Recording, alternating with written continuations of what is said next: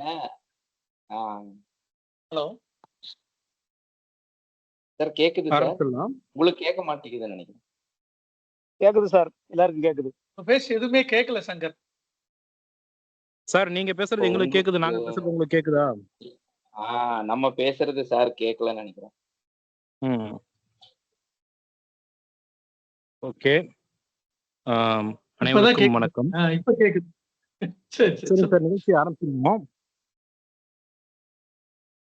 எல்லாரும் கொஞ்சம் மியூட் போட்டுங்க. அனைவருக்கும் வணக்கம். வாசிப்பெண்ணை சிப்பம் குழுவின் சார்பாக மாதம் ஒரு மகத்தான நாவல் வாசிப்பு பிப்ரவரி முதல் வாசித்து வருகிறோம். அந்த வகையில் மே 2026 மாதத்தில் மாதம் ஒரு மகத்தான நாவலாக பா. சிங்காரம் எழுதிய புயலிலே ஒரு தோணி நாவலை தேர்ந்தெடுத்து வாசித்தோம். அது குறித்து கலந்துரையாடல் இதோ. சங்கர், நீங்க ஆரம்பிக்கலாம்.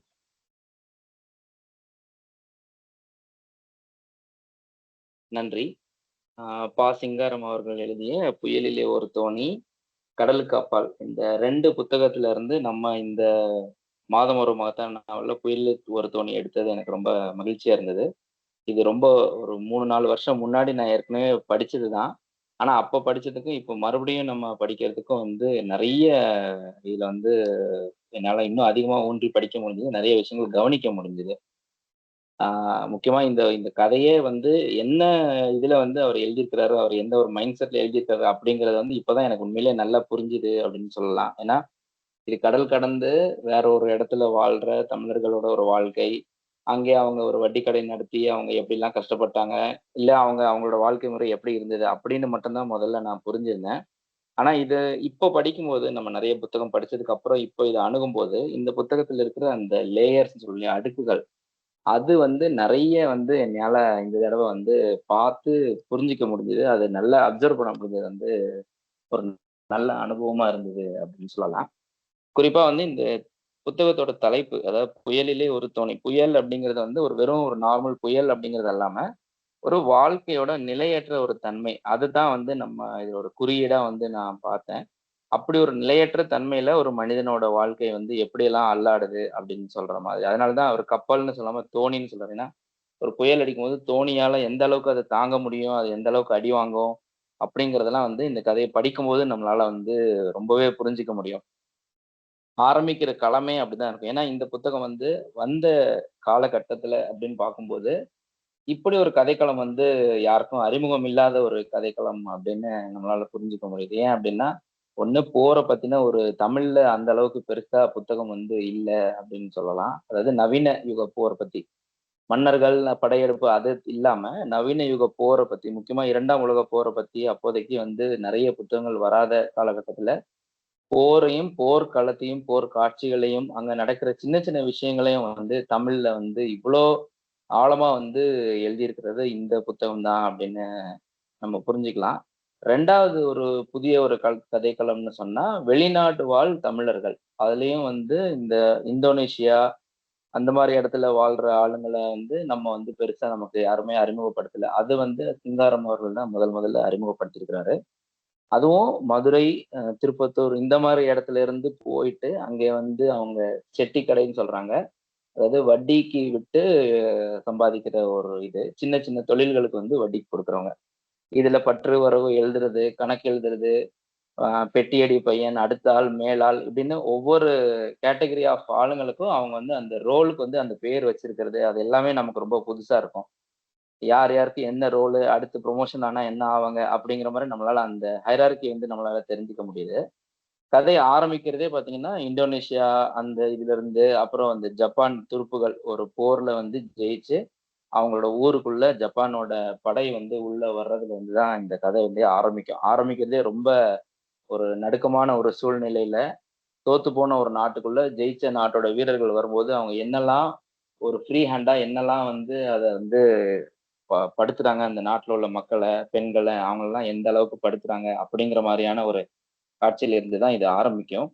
தொடர்ந்து இதனால வந்து அங்க ஒரு கலைபுரம் உருவாகும். அங்க இருக்கிறவங்களுக்கு யாருக்கும் ஒரு கட்டுப்பாடு இருக்காது. ஏன்னா பழைய ஆட்சி விழுந்து புதிய ஆட்சி வந்திருக்கும். அதுக்கப்புறம் அந்த சட்டம் ஒழுங்கு அந்த மாதிரி எதுவுமே இல்லாத ஒரு ஒரு நடுவுல இருக்கிற ஒரு இடைப்பட்ட காலகட்டம் அப்படிங்கிறனால யார் என்ன தப்பு பண்ணாலும் யாருக்கும் தெரியாது அப்படின்ற ஒரு காரணத்தினால கொலை நடக்குது, கொள்ளை நடக்குது, பெண்கள் பலாத்காரம் பண்ணப்படுறாங்க. இந்த மாதிரி விஷயங்கள்லாம் வந்து இந்த கதையின் நாயகன் அப்பதான் அவரு உள்ள வர்றாரு பாண்டியன் அப்படின்னு சொல்லிட்டு. எனக்கு இந்த பாண்டியன வந்து கிட்டத்தட்ட அது எழுத்தாளருடைய ஒரு ஒரு அனுபவ உருவமா தான் நான் பார்க்குறேன். ஏன்னா, அவரு எந்த அளவுக்கு அதெல்லாம் வந்து அவருடைய பார்வையில பார்த்துருக்காரோ, அது எல்லாமே பாண்டியனுடைய ஒரு பார்வையில நமக்கு வந்து கதையா வந்து சொல்லிட்டே வர்றாரு அப்படின்னு தான் எனக்கு தோணுச்சு.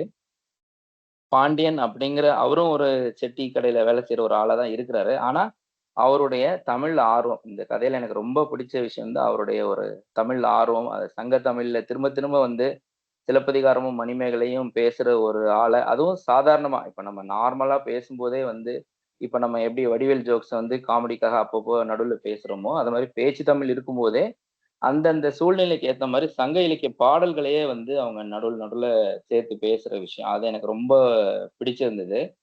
முதல்ல அந்த ஒரு பிரச்சனை நடக்கும்போது, அங்க இருக்கிற அந்த இதெல்லாம் பார்க்க முடியாம, அந்த பெண்களுக்கு இழைக்கப்படுற அந்த கொடுமைய பார்க்க முடியாம வந்து, அவர் எடுத்தோனே அந்த மணிமேகலை பாடல தான் வந்து பாடுறாங்க. அங்க நின்னுட்டு இந்த கொடுமையெல்லாம் பார்க்க முடியாம இருக்கும்போது, "மாதவர் நோன்பும் மடவார் கற்பும் காவலன் காவல் இன்றனில் இன்றில்" அப்படிங்கிற அந்த பாடல் மேற்கோள் தான் முதல்ல வந்து அவர் ஆரம்பிக்கிறதே. இவங்க பேச ஆரம்பிச்சு, வித்தின் ஒரு 10 பக்கத்துக்குள்ளேயே இந்த இதுதான் வந்து வருது. அதுக்கப்புறம் தொடர்ந்து நெறைய அந்த சங்க இலக்கிய பாடல்கள மேற்கோள் காட்டி, அது பாண்டியன்னா பாண்டியன் மட்டும் இல்ல.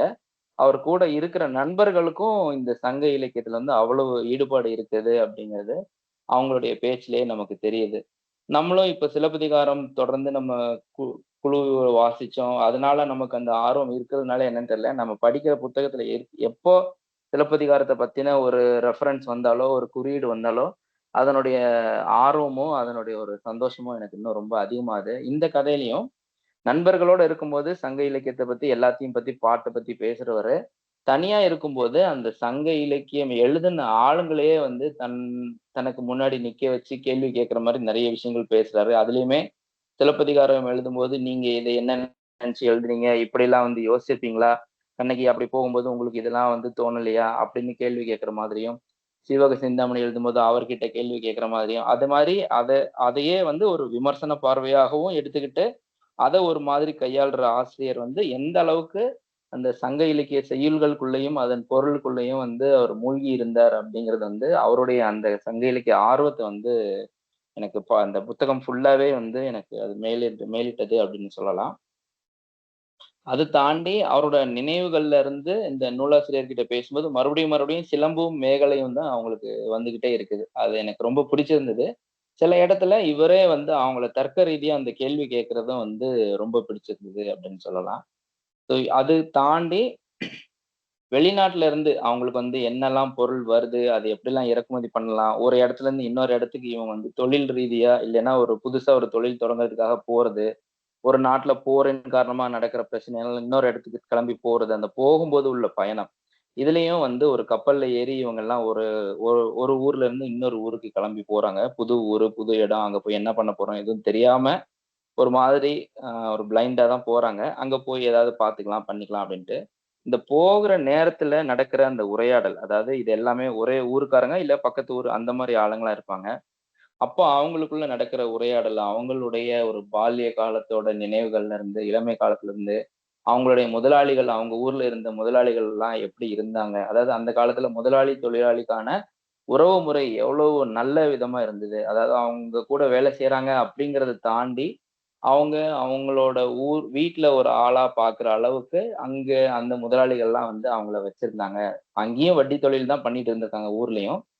ஆனா, அவங்களுக்கு இந்த கலெக்ஷன் பண்ற பாய்ஸ் அவங்கலாம் வந்து எந்த அளவுக்கு அவங்க வீட்டோட ஒரு ஆளா வந்து நடத்துனாங்க, அப்படிங்கிற அந்த கதையெல்லாம் சொல்லும்போது, அது ரொம்ப நெகிழ்ச்சியா இருந்தது. இப்படிலாம் நம்ம ஊர்ல இருந்தாலும், இத தாண்டி வேற வழி இல்லாம நம்ம வந்து தொழில் நடத்தணுன்றதுக்காக வேற ஒரு நாட்டுல, வேற ஒரு இடத்துல போய் வாழ்றோமேன்னு அவங்க வந்து ஒரு இடத்துல வந்து அவங்க வந்து அத ஃபீல் பண்றாங்க. இப்படி கொஞ்சம் கொஞ்சமா ஊர் நினைவு, ஒரு பழைய நினைவு அப்படின்னு போயிட்டு இருக்கிற கதை ஒரு கட்டத்துல 2ஆம் உலகப் போரோட களத்துல நேரடியாவே நம்மள கொண்டு போய் நிறுத்துது. அதுவும் பாண்டியன் வந்து மெதுவா அந்த ஜப்பானிய துருப்புகளோட சேர்ந்து சண்டை போடுறதுக்காக ஆரம்பிக்கிறாரு. அப்புறமா அவர் வந்து ஐஎன்ஏல போய் சேர்ந்ததுக்கு அப்புறம், அவருடைய டிராவல் வந்து ரொம்ப ஒரு சாகச வீரன் அப்படின்னு சொல்லலாம். அந்த மாதிரியான ஒரு இடத்துக்கு அவர கொண்டு போகுது. அவர் இந்தியன் நேஷனல் ஆர்மியில சேர்ந்து கொஞ்சம் கொஞ்சமா ஹவில்தார்ல ஆரம்பிச்சு கொஞ்சம் கொஞ்சமா அவர் லெப்டினன்ட் வரைக்கும் போறாரு. அந்த நேரத்துல அவருக்கு பை சான்ஸ் அவர் கிடைக்கிற அந்த சந்தர்ப்பத்தை எல்லாத்தையும் அவர் கரெக்டா பயன்படுத்தி கிட்டத்தட்ட அவர் சுபாஷ் சந்திர போஸ், நேதாஜி சுபாஷ் சந்திர போஸை போய் நேர்ல பார்த்து அவர்கிட்ட பேசுற அளவுக்கு அவருக்கு வந்து ஒரு வாய்ப்பு கிடைக்கிறது. இது வந்து இந்த இடத்துல இது ஒரு புனைவின் உச்சம் அப்படின்னு சொல்லலாம். ஏன்னா 2ஆம் உலகப் போர்ல நமக்கு வந்து இந்தியால இருந்து என்ன நடந்தது அப்படின்னு தெரியும். அதுக்கப்புறம் வெளியில இருந்து அவரு சுபாஷ் சந்திர போஸ் என்னெல்லாம் பண்ணாரு அப்படின்னு தெரியும். இது வந்து அந்த 2யும் இணைக்கிற ஒரு புள்ளியா இருக்குது. தமிழ்நாட்டுல இருந்து கிளம்பி போய் ஒரு ஆளு இந்த மாதிரி ஒரு ஐஎன்ஏல சேர்ந்த ஆளோட அனுபவம் எப்படி இருக்கும்? அதுவும் அவர் வெளிநாட்டுல வேற ஒரு நாட்டுல சுபாஷ் சந்திர போஸை பார்த்து அங்க சேர்ந்து அவர் என்னெல்லாம் பண்ண முடியும்? என்னெல்லாம் அவருக்கு ஹெல்ப் பண்ண முடியும்? இவருக்கு என்ன மாதிரியான ரகசியமான வேலையெல்லாம் குடுக்குறாங்க. அத அவர் எப்படிலாம் பண்றாரு? அதுக்கு அவர் யாரெல்லாம் சந்திக்கிறாரு? அந்த இடம் ஃபுல்லாவே பார்த்தா, டோட்டலா ஒரு சாகச வீரனா தான் வந்து அவரு மிளிர்றாரு. அவர் வந்து கிட்டத்தட்ட அந்த ஜெராங் அப்படிங்கிற ஒரு முகாமோட லெப்டினன்ட்டா போய் சேர்ந்துடுறாரு. இந்த இடத்துல இருந்து அவர் மறுபடியும் அவருக்கு குடுக்கப்பட்ட அந்த ஒரு தகவல் எழுதிய ஒரு ஒரு லெட்டர், ஒரு கடிதம். ஆக்சுவலா அது வந்து ஒரு ஜப்பானியர்கள பத்தி எழுதின ஒரு கடிதம் வந்து தவறுதலா அவர் கையில இருந்து மிஸ் ஆயிடும். அத கண்டுபிடிச்சு எடுத்துட்டு வர்றது தான் இவருடைய ஒரு வேலையா இருக்கும். சுபாஷ் சந்திர போஸ்க்காக போணும் அப்படின்னு சொல்லிட்டு. அந்த இடம் எல்லாமே ரொம்ப நல்லா இருக்கும். பின்ன இந்த கதையில அப்புறமா இந்த சொந்த ஊர் பத்தி பேசும்போது, அங்க உள்ள நினைவுகள் பத்தி பேசும்போது, முக்கியமா இன்னொரு விஷயம் வந்து அங்க நடக்கிற திருவிழா, அங்க நடக்கிற ஊர்ல உள்ள ஆளுங்க, அந்த அவங்களோட வீடு, அத பத்திலாம் பேசுறது ரொம்ப இயல்பா இருக்கும். ஆ கதையோட மொழி நடை, இது வந்து ரொம்ப முக்கியமா சொல்லியே ஆகணும். ஏன்னா, இது வந்து தமிழ் புத்தகம் அப்டின்னா கூட, இதுல இருக்கிற பிற மொழிகள், அதாவது மலாய் மொழி பேசுவாங்க, ஜப்பான், டச் மொழி, இந்த மாரி பல மொழிகளோட வார்த்தைகள ரொம்ப சரளமா வந்து அங்கங்க அப்படியே உபயோகிச்சிருப்பாங்க. இது இது இது ஒரு ஸ்டைல் ஆஃப் ரைட்டிங் தானே. அந்தந்த ஆளுங்க என்ன பேசியிருக்காங்க அப்படிங்கிறத, அவங்களோட மொழியிலேயே குடுக்குறது அப்படிங்கிறது, அது ஒரு ஸ்டைல் ஆஃப் ரைட்டிங். நம்ம கொஞ்ச நேரத்துல வந்து ஒரு தமிழ் புத்தகம் படிக்கிற மாரியே இருக்காது. திடீர்னு வேற ஏதோ ஒரு மல்டி லாங்குவேஜ் புக் படிக்கிற மாரி ஒரு ஃபீல் வருது. ஆனா கொஞ்சம் இடத்துலலாம் வந்து முக்கியமான வார்த்தைகளுக்கு அவங்க அங்க தமிழ் அர்த்தம் குடுத்திருக்கிறதுனால, அதையும் நம்ம சேர்ந்து படிச்சுக்க முடியுது. கொஞ்ச நாள்ல நமக்கே வந்து இந்த இந்த ஸ்லாங் எல்லாம் ஃபுல்லா அந்த 400 பக்கமா படிச்சு முடிச்சோம் அப்படின்னா, நமக்கே அந்த ஸ்லாங் வந்து கொஞ்சம் ஒட்டிக்கும். அப்படிங்கிற மாரி தான் இருக்குது. ஏன்னா, அந்த செட்டி கடையில இருக்கிறவங்களோட பேசுற அந்த தமிழ் வந்து அப்படிதான் இருக்குது. ரொம்ப வித்தியாசமா பிற மொழி கலப்பு சேர்ந்து அதே நேரத்துல அவங்க ஊர் லாங்குவேஜையும் சேர்த்து பேசுற மாரி இருக்குது. அது ஒரு முக்கியமான விஷயமா அத வந்து சொல்லணும் அப்படின்னு நெனச்சேன். அப்புறமா வந்துட்டு, இதுல வந்து மொத்தமாவே இவரும் இந்த ஊருக்கெல்லாம் போய் நேர்ல பார்த்துட்டு வந்த ஒரு காரணத்தினால தான், ஆசிரியர் சிங்காரம் அவர்களுக்கு இந்த கதைகளையும், அவங்க வாழ்வையும் நேரடியாவே வந்து அவரால எழுத முடிஞ்சிருக்குது அப்படின்னு நம்ம வந்து புரிஞ்சுக்க முடியுது. ஆனா, இத வந்து எப்படின்னா, இவரு மொத்தமா அது வெறும் ஒரு வரலாறா, இல்ல ஒரு ஒரு சம்பவங்களா மட்டும் எழுதாம, அங்கங்க இது ஒரு மார்க்சிய கருத்துக்கள வந்து அவரு எல்லா இடத்துலயுமே வந்து வச்சிருக்கிறாரு அப்படின்னு தான் சொல்லணும். ஒரு இடத்துல இவரு, நண்பர்கள் எல்லாம் வந்து பேசிட்டு இருக்கும்போது, ஒருத்தர் மலாய்ல இருக்கிறவரு, அவரு தமிழ்நாட்ட பத்தி ரொம்ப பெருமையாவும், அங்க வந்து இப்படி இருக்கு, அப்படி இருக்குன்னு ரொம்ப சந்தோஷமா பத்தி பேசுவாரு. ஆனா, அவரு வந்து யாருன்னா தமிழ்நாட்டுக்குள்ளேயோ, இல்ல தமிழ்நாட்டுக்கு இதுவரைக்கும் பயணமே பண்ணியிருக்க மாட்டாரு. அந்த ஊர்க்காரரு தமிழ்நாட்ட பத்தி பாடல்கள்லயும், கவிதைகள்லயும் மட்டுமே வந்து தெரிஞ்சுக்கிட்ட ஒரு ஆளா இருப்பாரு. அப்போ பாண்டியன் அந்த இடத்துல அவருக்கு வந்து விளக்கமா சொல்லுவாரு. நீங்க வந்து வெறும் கவிதைகள்ல மட்டுமே பார்க்குற தமிழ்நாடு வந்து உண்மை இல்ல. அத தாண்டியும் அங்க நெறைய விஷயம் இருக்குது. அதாவது நீங்க வெறும் அழகுணர்ச்சியா மட்டுமே வந்து அத பார்க்குறீங்க. அத தாண்டி எங்க ஊர்ல நெறைய பிரச்சனைகளும் இருக்குது. அப்படின்னு அத ஓப்பனாவே சொல்லுவாங்க. ஸோ அந்த இடத்துலலாம் வந்து இவர் ஒரு மார்க்சிய சிந்தனையாளர் அப்படிங்கிறது தெரியுது. அதே மாதிரி இவங்க இருக்கிற இடத்துல வேற ஆட்கள், அதாவது தமிழர் அல்லாத குஜராத்தி, வங்காளி அவங்கலாம் வந்து இருக்கிற இடத்துலயும், அவங்க தங்கையான்ற ஒரு நண்பர் ஒரு கட்டத்துல என்ன சொல்லுவாரு, "இவங்கலாம் வந்து இங்க இருக்கிறதுனால தான் நம்மளால வந்து இங்க ஒழுங்கா இருக்க முடியல. இவனுங்க எங்கேயாவது கேடு கெட்டு போனா பரவால்ல. நம்மளாவது நிம்மதியா இருக்கான்னு" சொல்லுவாரு. ஆனா அந்த இடத்துல பாண்டியன் வந்து என்ன சொல்லுவாருன்னா, அவங்களும் இருக்கணும். அவங்களும் நல்லா இருந்தா தான் நம்மளும் நல்லா இருக்க முடியும். ஏன்னா எல்லாருமே இந்தியாங்கிற ஒரு நாட்டுல இருந்து கிளம்பி இங்க வந்தவங்க. ஸோ அவங்களும் புலம்பெயர்ந்தவர்கள், நம்மளும் புலம்பெயர்ந்தவர்கள் தான். ஸோ எல்லாரும் ஒரு இடத்துல இருக்கும்போது, நம்ம எல்லாரும் நல்லா இருக்கணும்னு நினைக்கிறது தான் வந்து, ஒரு பொது உடைமைக்கு நல்லதான ஒரு விஷயம் அப்படிங்கிறது வந்து பாண்டியனோட அந்த வார்த்தைகள் மூலமா நம்மளால வந்து புரிஞ்சுக்க முடியுது. ஆனா இவருடைய ஆசிரியருடைய சொந்த வாழ்க்கைய பத்தி நம்ம பார்த்தோம்னா, அது ரொம்ப ஒரு சோகமான ஒரு விஷயமா தான் இருந்தது. அவருடைய இந்த புத்தகத்திலே பின்னாடி வந்து அவரை பத்தின குறிப்புகள் கொடுத்திருந்தாங்க. அவருக்கு சின்ன வயசுலயே அவங்க மனைவியும் குழந்தையும் இறந்துட்டதுனால, அதுக்கப்புறம் அவரு தனிமையா தான் அவரோட நாட்கள செலவிட்டுருக்கிறாரு. அது போக இந்த புத்தகங்கள் 2 புத்தகமுமே அவர் எழுதி கிட்டத்தட்ட 7, 8 வருஷம் கழிச்சு தான் அது வந்து பதிப்புக்கே வந்திருக்குது. எழுதின புதுசுல யாருமே அத பெருசா வந்து அந்த புத்தகம் வந்து யார்கிட்டயும் பெரிய வரவேற்பு கிடைக்கல. அப்படிங்கிற ஒரு காரணத்தினாலயும், அவர் வந்து அதுக்கப்புறமா இந்த 2 புத்தகத்த தாண்டி அவர் பெருசா எந்த ஒரு எழுத்துலயும், இலக்கியத்துறையிலயும் அவர் வந்து நாவலோ அந்த மாரி எதுவும் எழுதல. முன்னாடி நெறைய இதுல இயங்கியிருக்காரு. கட்டுரை எழுதியிருக்கிறாரு. சின்ன சின்ன இதெல்லாம் எழுதியிருக்கிறாரு. ஆனா நாவல் அப்படின்னு பார்த்தா, இந்த 2 கதை 2 நாவல்கள் மட்டும் தான். இதுவுமே பார்த்தா ஒரு சீக்வல் மாரி தான் இருக்கும். புயலிலே ஒரு தோணியும், கடலுக்கு அப்பால் 2த்துலயுமே காமனா வந்து பாண்டியன் அப்படிங்கிற கேரக்டர் வந்து 2 கதையிலயும் வருவாரு. அது வந்து நம்ம அந்த புக்கும் படிக்கும்போது நமக்கு இதோட கனெக்ட் எங்கெல்லாம் அங்க வருது அப்படிங்கிறது வந்து நமக்கு தெரியும். அது மாரி இப்ப நம்ம பொது உடைமை கருத்து பத்தி பேசினாலும், தமிழருடைய வீரம், அவங்களுடைய தைரியம் அப்படிங்கிற விஷயத்துல பாண்டியன் வந்து எப்பவுமே நீங்க எல்லாத்தையுமே வந்து கவிதையா வந்து நீங்க பார்க்கறதுனால அப்படி இருக்குன்னு சொல்றதுனால, இதுல அவர் என்னன்னா, அவரு வெறும் வீரமும், தைரியமும் மட்டுமே தமிழ்நாடு கிடையாது அப்படின்னு சொல்றது. அப்போ அதுக்கு அவர் ஒரு எக்ஸாம்பிள் சொல்லுவாரு. எப்பவுமே இந்த பாண்டியன் இந்த இதுல வந்து பேசும்போது, வரலாற்றுல என்னெல்லாம் நடந்துச்சோ, அதுல இவருக்கு என்னென்ன விஷயங்கள்லாம் இவர் வந்து அப்சர்வ் பண்ணாரு அப்படிங்கிறத வந்து ரொம்ப கிளியரா அவருடைய கருத்த வந்து சொல்றாரு. ஏன்னா, ஒரு விஜயநகர படையெடுப்புக்கு அப்புறமா, இஸ்லாமியர்கள் வந்து இங்க இருந்த இடத்துல விஜயநகர மன்னர்கள் வந்து இஸ்லாமியர்கள் கிட்ட இருந்து இந்துக்கள காப்பாத்துறதுக்கு தான் இங்க வந்து படையெடுத்தாங்க. அப்படிங்கிற ஒரு ஒரு ஒரு கருத்து வந்து ஒரு நண்பர் சொல்லுவாரு. ஆனா இவர் வந்து அதுக்கு டோட்டலா ஆப்போசிட்டா இவருடைய கருத்துக்கள வைப்பாரு.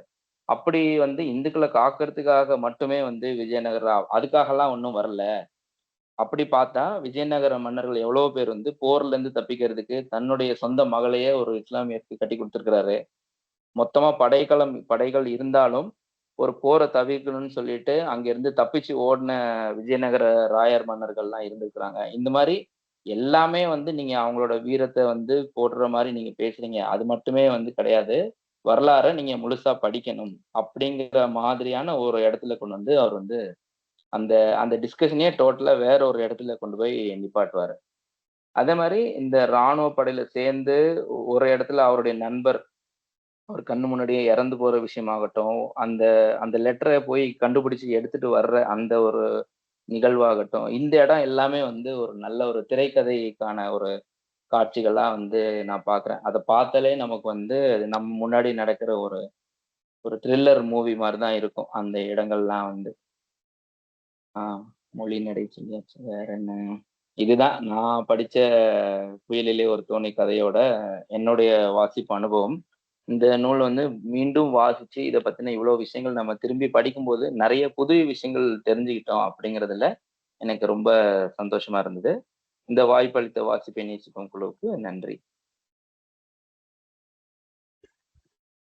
நன்றி சங்கர். அடுத்து யார் பேசுறீங்க? யாராவது கை வச்சிருக்கீங்களா? பார்க்க முடியல. பிரியதர்ஷினி பேசுறீங்களா? இல்ல தோழர். சரி, ஓகே. ரமேஷ் பேசுறீங்களா?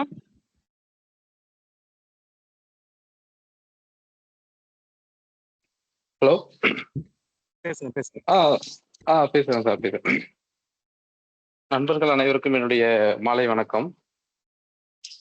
இந்த புயலிலே ஒரு துணி புத்தகம் வந்து நம்ம மே மாசம் பள்ளிக்கு வந்து விடுமுறையா இருந்தனால ஒரே சிட்டிங்ல உட்கார்ந்து படிச்சிடலாம் அப்படின்னு நான் நினைச்சிருந்தேன். ஆனா வந்து முதல் விஷயம், புத்தகத்துடைய அந்த நடை வந்து கொஞ்சம் கேப் விட்டு வாசிக்கும் போது தான் கொஞ்சம் எளிதா இருந்த மாதிரி இருந்துச்சு. அதே மாதிரி நானும் பயண சூழல்ல இருந்தனால தொடர்ந்து வாசிக்காம கொஞ்சம் கொஞ்சமா கேப் விட்டு தான் வாசிச்சுட்டு இருந்தேன். எனக்கு இந்த புத்தகத்துல புதுசா தெரிஞ்ச விஷயம் என்ன அப்படின்னா, ஒரு புலம்பெயர் தமிழர்களுடைய வாழ்வு வந்து அந்த ஒரு 1960s எப்படி இருந்துச்சு அப்படிங்கிற ஒரு விஷயம் வந்து இந்த நாவல் மூலமா என்னால தெரிஞ்சுக்க முடிஞ்சது. அதுவும் இப்போ சாதாரணமா நம்ம உள்நாட்டிலேயே வேலைக்காக ஒரு இடத்துல இருந்து இன்னொரு இடத்துக்கு போய் தங்கும் பொழுது அங்க இருக்கக்கூடிய குறைகளை வந்து நம்ம சரி செஞ்சு அந்த சூழலுக்கு அடாப்ட் ஆகுறதுக்கு நமக்கு கொஞ்சம் டைம் எடுத்துக்கும். ஆனா இப்போ இந்த நாவல்ல வரக்கூடிய சூழல் பார்த்தோம்னா எல்லாரும் வெளிநாட்டுல போயிட்டு இந்த வட்டி கடையில வேலை பார்க்கும்போது அங்க இருக்கக்கூடிய சூழல் வந்து ஒரு அசாதாரணமானதா இருக்கு. ஒரு போர் போர் நிலவக்கூடிய ஒரு சூழல். அப்படி இருக்கும்போது இந்த மாதிரி சொந்த ஊரை விட்டுட்டு போய் வெளியில இருக்கவங்களுடைய மனநிலை என்னவா இருக்கும் அப்படிங்கிறத ஆசிரியர் வந்து நல்லா அதுல வெளிப்படுத்தி இருந்தாங்க. ஏன்னா அந்த ஒவ்வொரு பகுதியிலையும் அவருடைய பால்ய நினைவுகள், அந்த சொந்த ஊர்ல நம்ம எப்படி இருந்திருப்போம், என்ன நடக்குது, அங்க இருந்தா எப்படி இருந்திருக்கும், அந்த மாதிரி நிறைய செய்திகளை வந்து இடையில அவருடைய நினைவுகளா சொல்லியிருப்பாங்க. அது வந்து நல்லா இருந்தது. அடுத்தது இந்த நாவல்ல ஒரு ரொம்ப ஒரு சுவாரஸ்யமான பகுதி அப்படின்னா, இப்ப சார் முன்னாடி சங்கர் சார் பேசும்போது கூட சொல்லியிருந்தாங்க. அவர் அந்த நேதாஜி சுபாஷ் சந்திர போஸோட இவர் வந்து போய் பேசுற மாதிரி ஒரு இன்சிடென்ட் நடக்கும். அதாவது அவருக்கு ஒரு வேலை இருக்கும், அது சம்பந்தமா பேசுறதுக்காக அவங்க எல்லாம் பேசுவாங்க. அது வந்து ரொம்ப ஒரு சுவாரஸ்யமான பகுதியா இருந்துச்சு அந்த நாவல்ல. அதே மாதிரி இந்த ஒவ்வொரு பகுதியிலையும் அந்த சங்க இலக்கியங்கள்ல இருந்து வரிகளை மேற்கோள் காட்டியிருந்தது ரொம்ப பிடிச்சிருந்தது. அதுல சில செய்திகளை வந்து நான் வாசிக்கும் போதே தனியா அதோடைய அர்த்தம் என்ன அப்படிங்கிறத தேடி பார்த்தேன். சில இடங்கள்ல அது வாசிக்கும் போது தடைபடும் அப்படிங்கிறதுக்காக அதை வாசித்து அப்படியே கடந்து போயாச்சு. ஆனா எல்லா பகுதிகளிலையும் அந்த இலக்கியங்களை தொட்டு அவங்க நடைமுறையில இருக்கக்கூடிய நிகழ்வுகளுக்கு அதை ஒரு சான்றா சொன்னது வந்து ரொம்ப நல்லா இருந்தது. எனக்கு கடைசியில இந்த நாவல்ல வந்து ரொம்ப பிடிச்ச விஷயம் அப்படின்னு சொன்னோம் அப்படின்னா, அவருடைய அந்த வாழ்க்கை. அவர் வந்து ஒரு சொந்த இடத்துல இருந்து இன்னொரு இடத்துக்கு போய் தங்கி இருக்கிறாரு. அப்பவும் வந்து ஒரு சுயநலமா இல்லாம அந்த முடிச்சுட்டு திரும்ப ஊருக்கு வரக்கூடிய ஒரு எண்ணம் வரும்போது கூட அங்க கடைசியில அந்த இந்தோனேசிய படைகளுக்கு எதிராக நம்ம போர் புரிந்து அந்த டச்சு படைகளுக்கு எதிராக போர் புரிந்து அந்த மக்களுக்கு தன்னால் முடிந்ததை செய்யணும் அப்படிங்கிறத ஒரு எண்ணமா வச்சிருக்கிறதுல இருந்தே அவருடைய நிலை என்ன, மக்களை குறித்து ஒரு நாட்டினுடைய நிலையை குறித்து அவருடைய மனசு வந்து என்ன சொல்லுது அப்படிங்கிற விஷயத்த வந்து ரொம்ப தெளிவா அதுல சொல்லியிருந்தாங்க. அதே மாதிரி நம்ம முன்னாடி இவருடைய கடலுக்கு அப்பால் நாவல்ல வரக்கூடிய ஒரு சின்ன கதாபாத்திரம் அப்படிங்கிறத பத்தி நம்ம முன்னாடி சொல்லியிருப்பாங்க. அது அந்த கதாபாத்திரத்துடைய முழு கதை தான் இதுல வந்திருக்கு அப்படிங்கிற விஷயத்தையும் நான் முன்னாடி ஃபர்ஸ்ட் படிக்கும்போது தெரிஞ்சுக்கிட்டேன். ஒரு நல்ல அனுபவமா இருந்தது இதை வாசிச்சது. நம்ம குழுவிற்கு நன்றி.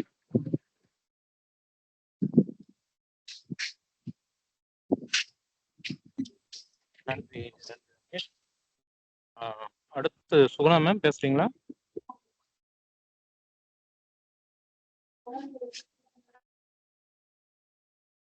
சுகுணா மேம் பேசுறீங்களா?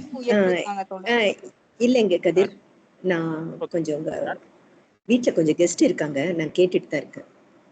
ஓகே, கை உயர்த்துறவங்க பேசுங்க. அண்ணாமலை பேசலாம்.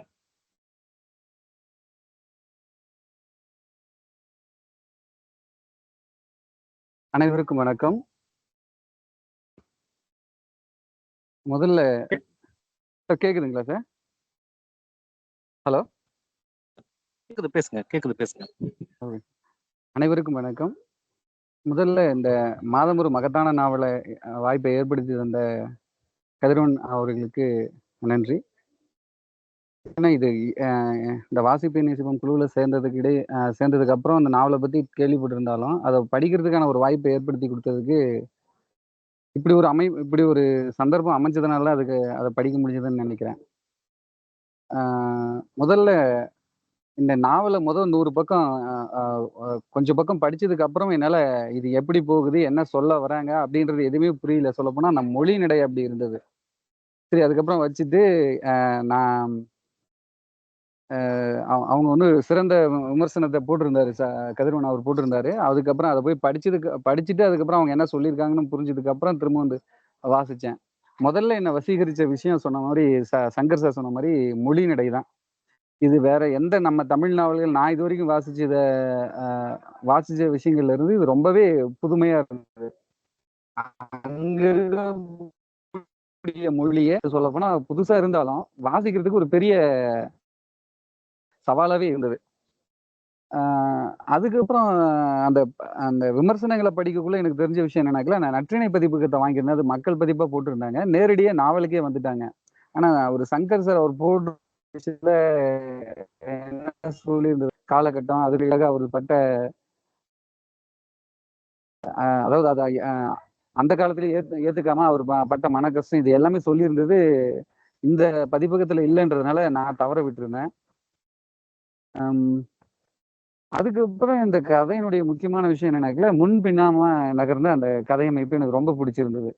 அவரு தென்கிழக்கு ஆசிய நாடுகள்ல பயணங்கள் செஞ்சுட்டு இருந்தாலும் திரும்ப மதுரைக்கு வராரு. மதுரையில அவருடைய பால்ய காலத்துல எப்படியெல்லாம் இருந்தது அது நினைச்சு பார்த்துட்டு இருக்கக்குள்ள நமக்கு ஒரு விதமான ஏக்கம் வருது. என்னதான் நம்ம பிழைப்புக்காக நம்ம வேற ஊருக்கோ நாட்டுக்கோ போயிருந்தாலும் சொந்த ஊருன்னு ஒண்ணு யோசிக்கக்குள்ள அது என்னதான் அங்க கஷ்டமே இருந்தாலும் ஒரு சின்ன ஒரு மகிழ்ச்சி உண்டாகும் இல்லையா? அது ரொம்பவே அருமையா கொண்டு வந்திருந்தாரு நாவலாசிரியர் சிங்காரம் அவர்கள். அதுக்கப்புறம் இந்த நாவலுடைய முக்கியமான அதாவது இந்த நாவல்ல இருந்த விஷயம் என்னன்னாக்கல, அவருக்கு ஆசிரியருக்கு என்ன தோணுச்சோ அது எல்லாத்தையுமே பேசியிருக்கிறாரு. தமிழ் மொழியை பத்தி, வரலாறை பத்தி, இலக்கியங்களை பத்தி, இது எல்லாத்தையுமே தனக்கு தோணுன கருத்துக்கள் எல்லா விஷயங்களுமே வெளிப்படையா பேசியிருக்கிறார் அந்த நாவல்னு சொல்லலாம். இதை முறைதான் வாசிச்சேன். முழுசா உள்வாங்கிக்கினா இல்லையான்னு தெரியல. ஆனா ஒரு ஒரு ஒட்டுமொத்த கருத்தா எனக்கு இப்ப அது கிடைச்சிருந்தது. அதே போல பாண்டியன் அவர்கள் இந்திய ஐஎன்ஏவில் நேதாஜி அவர்களுடைய படையில அந்த கடிதத்தை கொண்டு வர மாதிரியான ஒரு அமைப்பை ஏற்படுத்தி அதை கொஞ்சம் சுவாரஸ்யம் ஏற்படுத்தியிருந்தாரு. அது அது கொஞ்சம் நல்லாவே இருந்தது.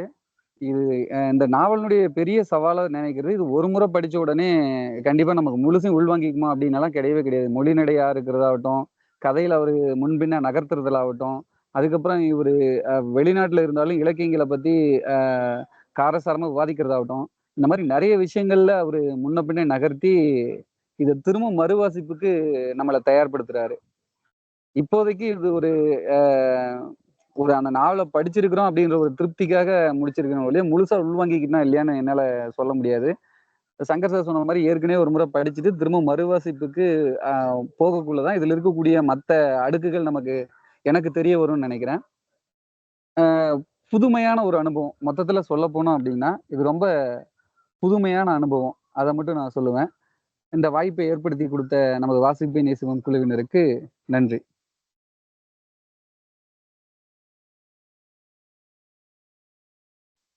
நன்றி அண்ணாமலை. அடுத்து ஜோசப் பேசுறீங்களா? பேசுறேன். நண்பர்கள் அனைவருக்கும் வணக்கம்.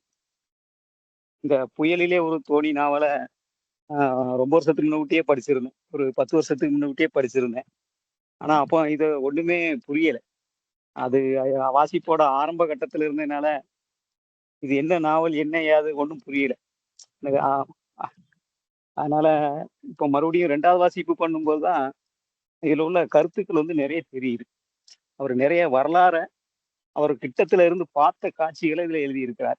அப்போ அந்த டைம் உலக நாடுகள் எப்படி இருந்தது, 2ஆம் உலக போர்னா என்ன, அன்னைக்குள்ள அரசியல்கள் இதெல்லாம் தெரிஞ்சாதான் இதுல நமக்கு ஆழமான அறிவு இருந்தாதான் நம்மளால என்ன செய்ய முடியும், இந்த நாவல்ல அவர் எவ்வளவு விஷயங்களை சொல்லியிருக்காரு அப்படிங்கிறத புரிஞ்சுக்க முடியும். இப்பவும் நான் இதை முழுசா படிச்சேன்னு சொல்ல முடியாது. இந்த மே மாசம் ஃபுல்லா தேர்தல் அது இதுவும் நடந்ததுனால கடைசி கட்டத்துலதான் அவசர அவசரமா படிச்சு அவசரமா தான் இதுக்கு விமர்சனம் எழுதினேன். மொத்தம் 40 அத்தியாயம் இருந்தது. அதுல 20 அத்தியாயத்துக்கு தான் எழுதினேன். அதுக்குள்ளேயே ரொம்ப நேரம் ஆயிட்டு, 3-4 மணி நேரம் ஆன மாதிரி ஆயிடுச்சு. சரி போதும், இனி இன்னொரு நாள் சவகாசமா மற்ற இராணுவ விஷயங்கள் எல்லாம் பேசிக்கலாம், எழுதிக்கலாம், ஐஎன்ஏ விஷயங்கள் எல்லாம் அதுக்கு பிறகு பார்த்துக்கலாம் அப்படின்னு பாதியிலேயே முடிச்சுட்டேன். நான் அதுக்கு மேல எழுத நேரம் இல்லை. ஏன்னா அது கடைசி நாள் 31ஆம் தேதி ஆயிடுச்சு. அதனால அவசரமா படிச்சு கூட பார்க்கல. அதுல ஏகப்பட்ட எழுத்து பிழைகள்லாம் இருக்கும். அதை அப்படியே போஸ்ட் பண்ணிட்டேன். அதனால வருத்தம் தான். ஆனாலும் இந்த நாவல்ல என்ன விஷயம்னா, சிலர் வந்து காலத்துக்கு முந்தி போயிடுவாங்க. அவரு பாசிங்கார் என்ன சொல்றாருன்னா, அவரு தென்கிழக்கு ஆசிய நாட்டுக்கு அவரு உலகப்போர் நடக்கும் போதே போயிட்டேனால தமிழ் இதழ்களோ பேப்பரோ அவருக்கு படிக்கக்கூடிய வாய்ப்பு கிடைக்கல. அங்க உள்ள லைப்ரரியில தான் உலக இலக்கியங்களை எல்லாம் படிச்சிருக்காரு. அவர் ஆங்கிலத்திலே படிச்ச உடனே அதனுடைய ஒரு தாக்கத்துல அவர் இந்த நாவல் எழுதியிருக்காரு அப்படின்னு நான் நினைக்கிறேன். அப்ப என்ன ஆகுதுன்னா, தமிழ்நாட்டுல வாசிப்பு நிலை வந்து அப்போ அந்த அளவுக்கு ஒரு வளர்ச்சிக்கு வரல. அதனால அவர் நாவலை பிரசுரிக்க முடியாமலே போயிட்டு அது நிறைய பேர் வாங்கி பார்த்துட்டு இதெல்லாம் போட்டா யார் வாங்குவா அப்படிங்கக்கூடிய அளவுக்கு அதை ரொம்ப தாமதப்படுத்திப்பாங்க. அப்படி தாமதப்படுத்துறதுனால என்ன ஆகுதுன்னா அவர் ஒரு விரக்தி மனநிலைக்கே வந்துட்டாருன்னு நினைக்கிறேன். இந்த நாவலோட முன்னுரையை பார்த்தாலே தெரியும். எல்லா யோசிக்கும் வேலையிலே அப்படின்னு தான் அதுல ஒரு முன்னுரை இருக்கு. அவருக்கு ஒரு விருப்பமே இல்லை. 1959 என்னமோ எழுதியிருக்காரு. 69 தான் அது பிரசுரம் ஆயிருக்கு.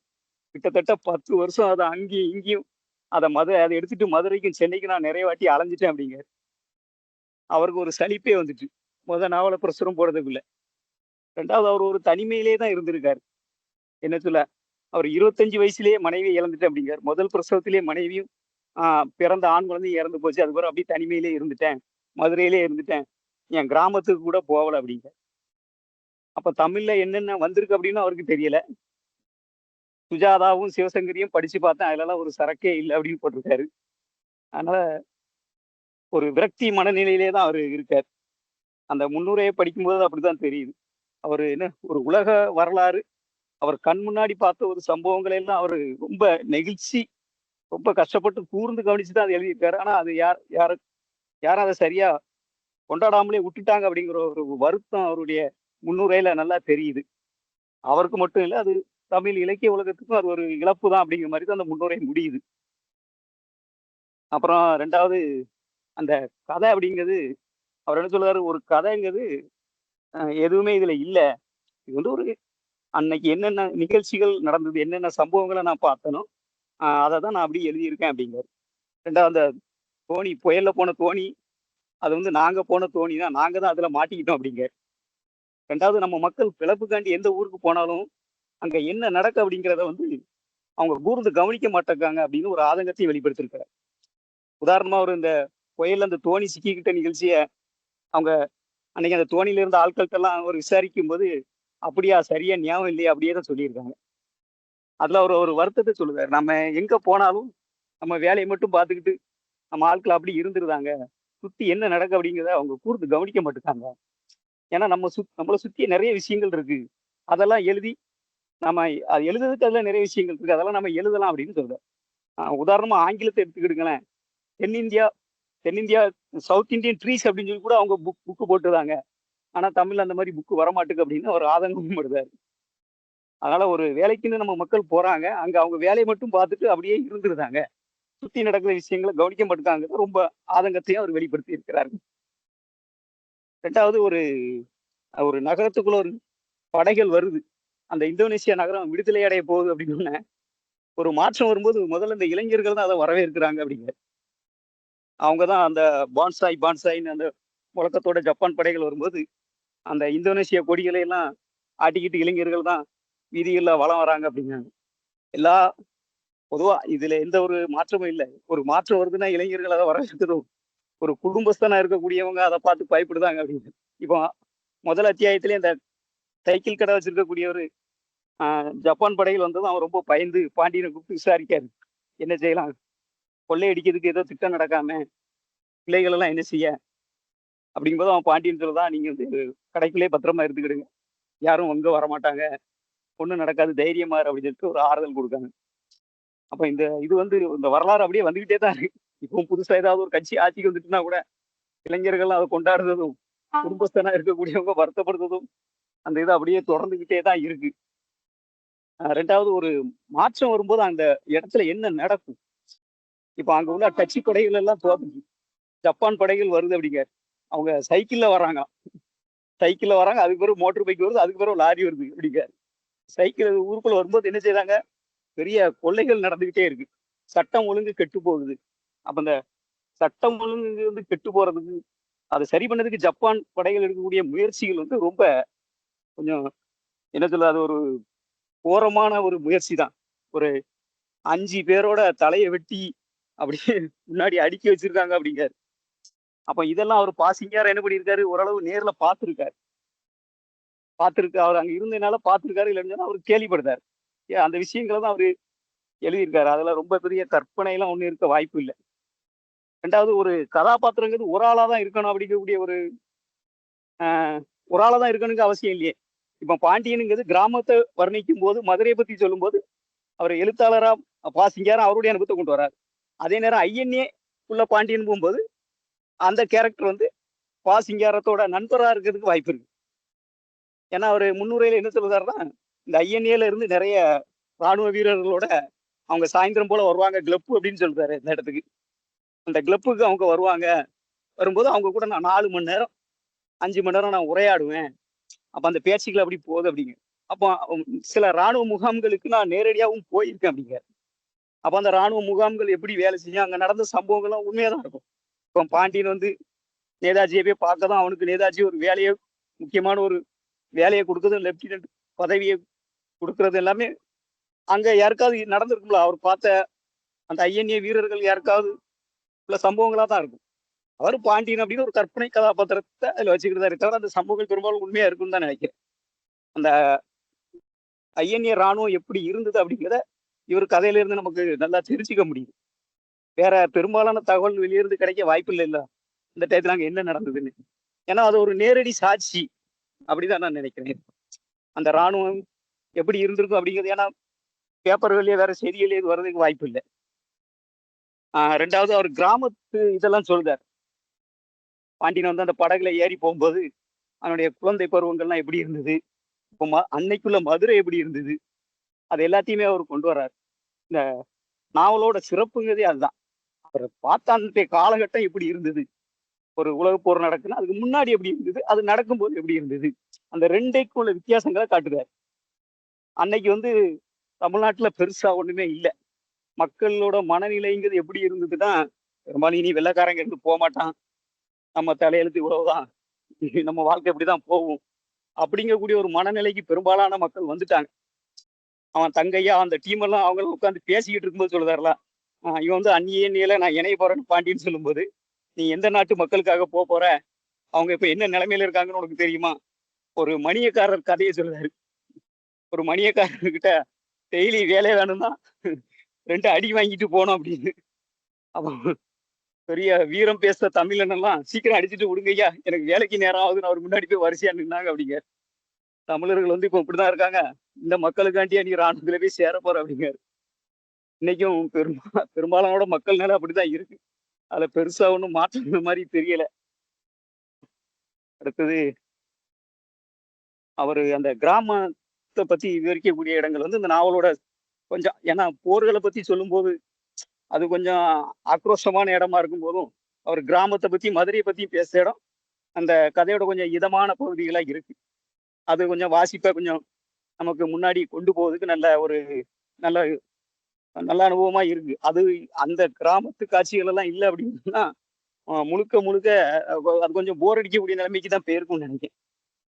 அதனால அவன் அந்த புயல்ல போகும்போது தன்னுடைய குழந்தை பருவத்தை எல்லாம் நினைச்சு பார்க்காம பாண்டியன் ஊர்ல எப்படி இருந்தோம், இப்ப எங்க போய்கிட்டு இருக்கோம் அப்படின்னு. ரெண்டாவது, இந்த ராணுவத்துக்கு ஏன் தமிழ் இளைஞர்கள் போறாங்க அப்படிங்கிறதுக்கு ஒரு முக்கியமான ஒரு காரணத்தை அவர் சொல்லியிருக்கிறார் இந்த நாவல்ல. ஏன்னா இப்ப இந்தோனேசியாவுக்கு விடுதலை கிடைச்சிச்சு. ஜப்பான் படையில் வந்து விடுதலை கொடுத்துட்டதா சொல்லுவாங்க. அங்க உள்ள இந்தோனேசியாக்காரங்கெல்லாம் ஒரு கொடியை ரெடி பண்ணிட்டு ஆட்டிட்டே இருந்தாங்க.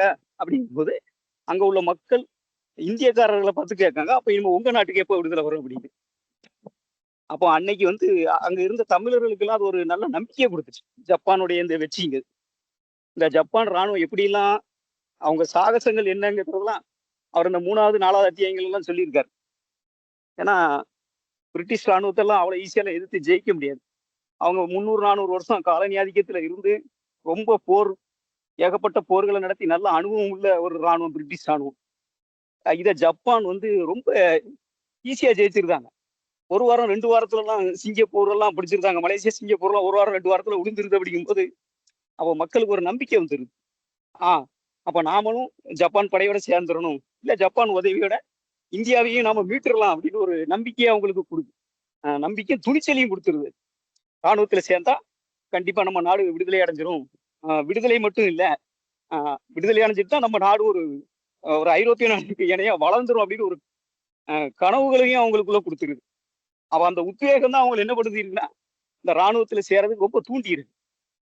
அதுக்கு ஒரு நல்ல நான் கொஞ்ச நாள் யோசிச்சுட்டே இருந்தேன், ஏன் அப்படி போய் சேர்ந்துருப்பாங்க, சும்மா நேதாஜி கூப்பிட்டாரு அப்படின்னு யாரும் போறதுக்கு வாய்ப்பு இல்லையே, அவ்வளோ ஒரு அவரை மட்டும் நம்பி போயிருக்க வாய்ப்பு இல்லைல்ல. ஜப்பானுடைய வெற்றிகள் வந்து அவங்கள இராணுவத்துல சேர்றதுக்கு தூண்டி இருக்கு. அதை அவர் இந்த இதுல குறிப்பிட்டிருக்காரு. அதை நம்ம உண்மையிலேயே அதை பாராட்டி தான் ஆகணும். அப்புறம் இன்னும் நிறைய விஷயங்கள் இருக்கு பேசுறதுக்கு. அந்த கொஞ்சம் விஷயங்களை தான் குறிப்பு எழுதி வச்சிருந்தேன். இனி ஒரு நாள் போது அடுத்த இதுல நான் கொஞ்சம் நல்லா பேசணும்னு நினைக்கிறேன். நன்றி. நன்றி ஜோசப். அடுத்து வேற யார் பேசுறீங்க? பாரதி நாராயணன் பேசுறீங்களா? இல்ல கதிர், நான் படிக்கவே இல்லை கதிர். எனக்கு நான் சும்மா அட்டன் பண்றதுக்காக தான் வந்தேன் நான். Okay okay. சார் பேசுறீங்களா?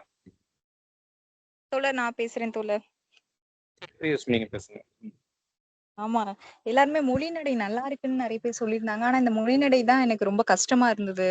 ரொம்ப புரிஞ்சுக்கிறதுக்கும் சரி, அடுத்தடுத்த பக்கங்கள் போறதுக்கே ரொம்ப போர் அடிச்ச மாதிரி இருந்தது. நிறைய இது ஸ்கிப் பண்ணி படிக்க வேண்டியதா இருந்துச்சு. ஃபுல்லாவும் நான் படிச்சு முடிக்கல, அதனாலதான் ஃபுல்லா பேச முடியல. பட் ஆனா இப்போ ஜோசப் சார் பேசினது, சங்கர் சார் பேசினதெல்லாம் கேட்டு இன்னும் கொஞ்சம் ஒரு தெளிவு கிடைச்சிருக்கு. ஓகே, அதை எப்படி வாசிக்கணும், எந்த முறையில அணுகணும் அப்படின்ற மாதிரி. கொஞ்சம் கஷ்டமா இருந்தா இந்த மாதிரியான அந்த மொழிநடையை வந்து விட்டுறோம். ஆனா அதுலதான் நிறைய இன்ஃபர்மேஷன் இருக்க மாதிரி எனக்கு தோணுது. இந்த கலந்துரையாடல் கலந்துகிட்டது மூலமா ஜோசப் சாரோட அந்த எக்ஸ்பிளனேஷன் எல்லாமே ரொம்ப சூப்பரா இருந்தது. ரைட்டிங் நல்லா இருக்கும்னு தெரியும். ஆனா இன்னைக்கு தானே ஃபர்ஸ்ட் டைம் அவங்களோட அந்த ஸ்பீச்சிங் ஸ்கில் பாக்குறேன். ரொம்ப நல்லா இருக்கு. ரொம்ப தெளிவா எல்லாத்தையும் கோர்வையாவும் சொல்றாரு. அதே நேரத்துல ரொம்ப நிதானமா எளிமையாவும் புரிய வைக்கிறாரு. அது நல்லா இருந்தது. பேலன்ஸ் இன்னும் 2 பேர் கூட பேசினாங்க. அவங்க பேசினதுமே நல்லா இருந்துச்சு. இந்த நாவலை பத்தி புரிஞ்சுக்கிறதுக்கு இன்னும் கொஞ்சம் எளிமையா இருந்துச்சு இந்த கலந்துரையாடல். நன்றி தோழர், அவ்வளவுதான்.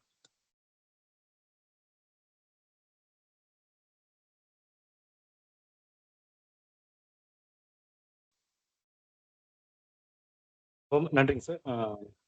கோமதி சார் பேசுறீங்களா? கதிர் வணக்கம். அனைவருக்கும் வணக்கம். கேக்குதுல்ல? கேக்குது சார், பேசுங்க. இந்த நாவல் வெளிவந்த புதுசுலயே நான் படிச்சுட்டேன். எத்தனை வருஷம்னு சொல்ல முடியாது, எனக்கு ஞாபகம் இல்லை. பல வருஷங்களுக்கு முன்னாலே அந்த ரெட்டையா படிச்சுட்டேன். அதாவது புயலிலே ஒரு தோணியும் கடலுக்கு அப்பால், இந்த ரெண்டும் வெளிவந்த புதுசுல படித்தேன். ஒரு விஷயம் நான் உங்களுக்கு எல்லாருக்கும், கதிரோட சேர்த்து எல்லோருக்கும் ஒரு வேண்டுகோள். அடுத்த மகத்தான நாவல்லாம் நீங்க கடலுக்கு அப்பால் படிச்சே ஆகணும். நீங்க மகத்தான நாவல்ல வரிசையில சேர்க்கீங்களோ இல்லையோ, ஆனா இதை படிக்கிறவங்க அதை தொடர்ந்து படிங்க.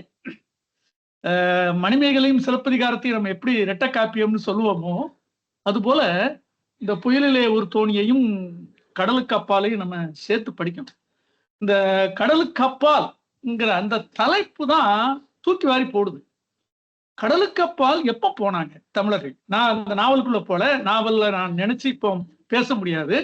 சில வரலாறு சம்பந்தமான சில செய்திகளை சொல்லலாம்னு நினைக்கிறேன். ஜோசப் பேசும்போது இந்த நாவல் எழுதின வருஷத்தை கொஞ்சம் தப்பா சொன்னாரு. இந்த நாவல் எழுதின வருஷம் 50 எழுதினாரு, 59 வெளியாச்சு. கலைமகள் நினைவு பரிசு, கலைமகள் நான் அந்த பத்திரிகை நடத்தின போட்டியில இது பரிசு பெற்ற நாவலாகவும் இருந்தது. அந்த கடலுக்கு அப்பால்னு பார்க்கும்போது தமிழர்கள் கடலுக்கு அப்பால் புலம்பெயர்ந்தது பல்லவர் காலத்திலேயே, இதாவது 8வது நூற்றாண்டு அப்பவுமே அவங்க கடலுக்கு அப்பால் போயிருக்காங்க. குறிப்பா போனவங்க யாருன்னா 2 பிரிவா சொல்லலாம். ஒன்று வணிகர்கள், பிரதான பங்கு அவங்களுக்கு தான். அடுத்தது அந்த வணிகர்களுக்கு உதவியாக, வணிகம் செய்பவர்களுக்கு உதவியாக போன கூலி ஆட்கள். அப்போ ஜோசப் பேசினார் இல்லையா, அந்த நாவல்ல இருந்து எடுத்து ஒரு விஷயத்த சொன்னார். சங்கர் சொன்னாரா, ஜோசப்பான் மறந்து போச்சு. ஒரு விஷயம் சொன்னார், அதாவது ஒரே குடும்பத்தை சேர்ந்தவர்களாக மதித்து கொண்டார்கள் அப்படின்னு. இது எழுதப்பட்ட காலம் 1954. கதை சம்பவங்கள் நடந்தது 1940. இப்படிப்பட்ட ஒரு சிச்சுவேஷன் அவர் காட்டும் போது 8ஆம் நூற்றாண்டுக்கே போய் பார்த்தாலும் அன்றைக்கு இருந்த வணிகர்களும் அதுக்கு அடுத்த வர்க்கத்தில் இருந்த தொழிலாளர்களும் ஒரு ஒற்றுமை பேணி இருக்காங்கிறது பழைய வரலாறுகள்ல தெரியுது. அதற்கு பிறகு சீனாவுடன் நடந்த வணிக போட்டி மிக முக்கியமானது. அந்த சீனாவோடு நடந்த வணிக போட்டியை வெல்வதற்காக ஸ்ரீ விஜயத்தை தாக்க வேண்டிய கட்டாயம் ராஜேந்திர சோழனுக்கு வந்தது. அது 11ஆம் நூற்றாண்டு, ஒரு 300 வருஷத்துல. அப்போ இந்த வணிக போட்டியில தமிழகம் முன்னால் நின்றுருக்கு.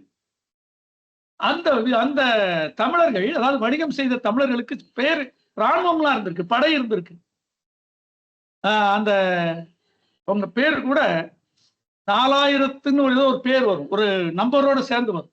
அவங்க வந்து வணிகர்கள், 4000 தேச வணிகர்கள், இது ஒரு பேர் வரும். சடான எனக்கு இப்ப சொல்ல ஞாபகம் வர மாட்டேங்குது. அந்த வணிகர்கள் தங்களுக்கு படை வைத்திருந்தார்கள், கப்பற்படை வைத்திருந்தார்கள். சோழர் ஆட்சியிலே எப்போதாவது சோழர்கள் கடற்போரில் ஈடுபட்டார்கள் என்று தங்களுடைய கடற்படையை கொடுத்து உதவி இருக்கிறார்கள். அப்படிலாம் வரலாற்றுல செய்திகள் இருக்கு.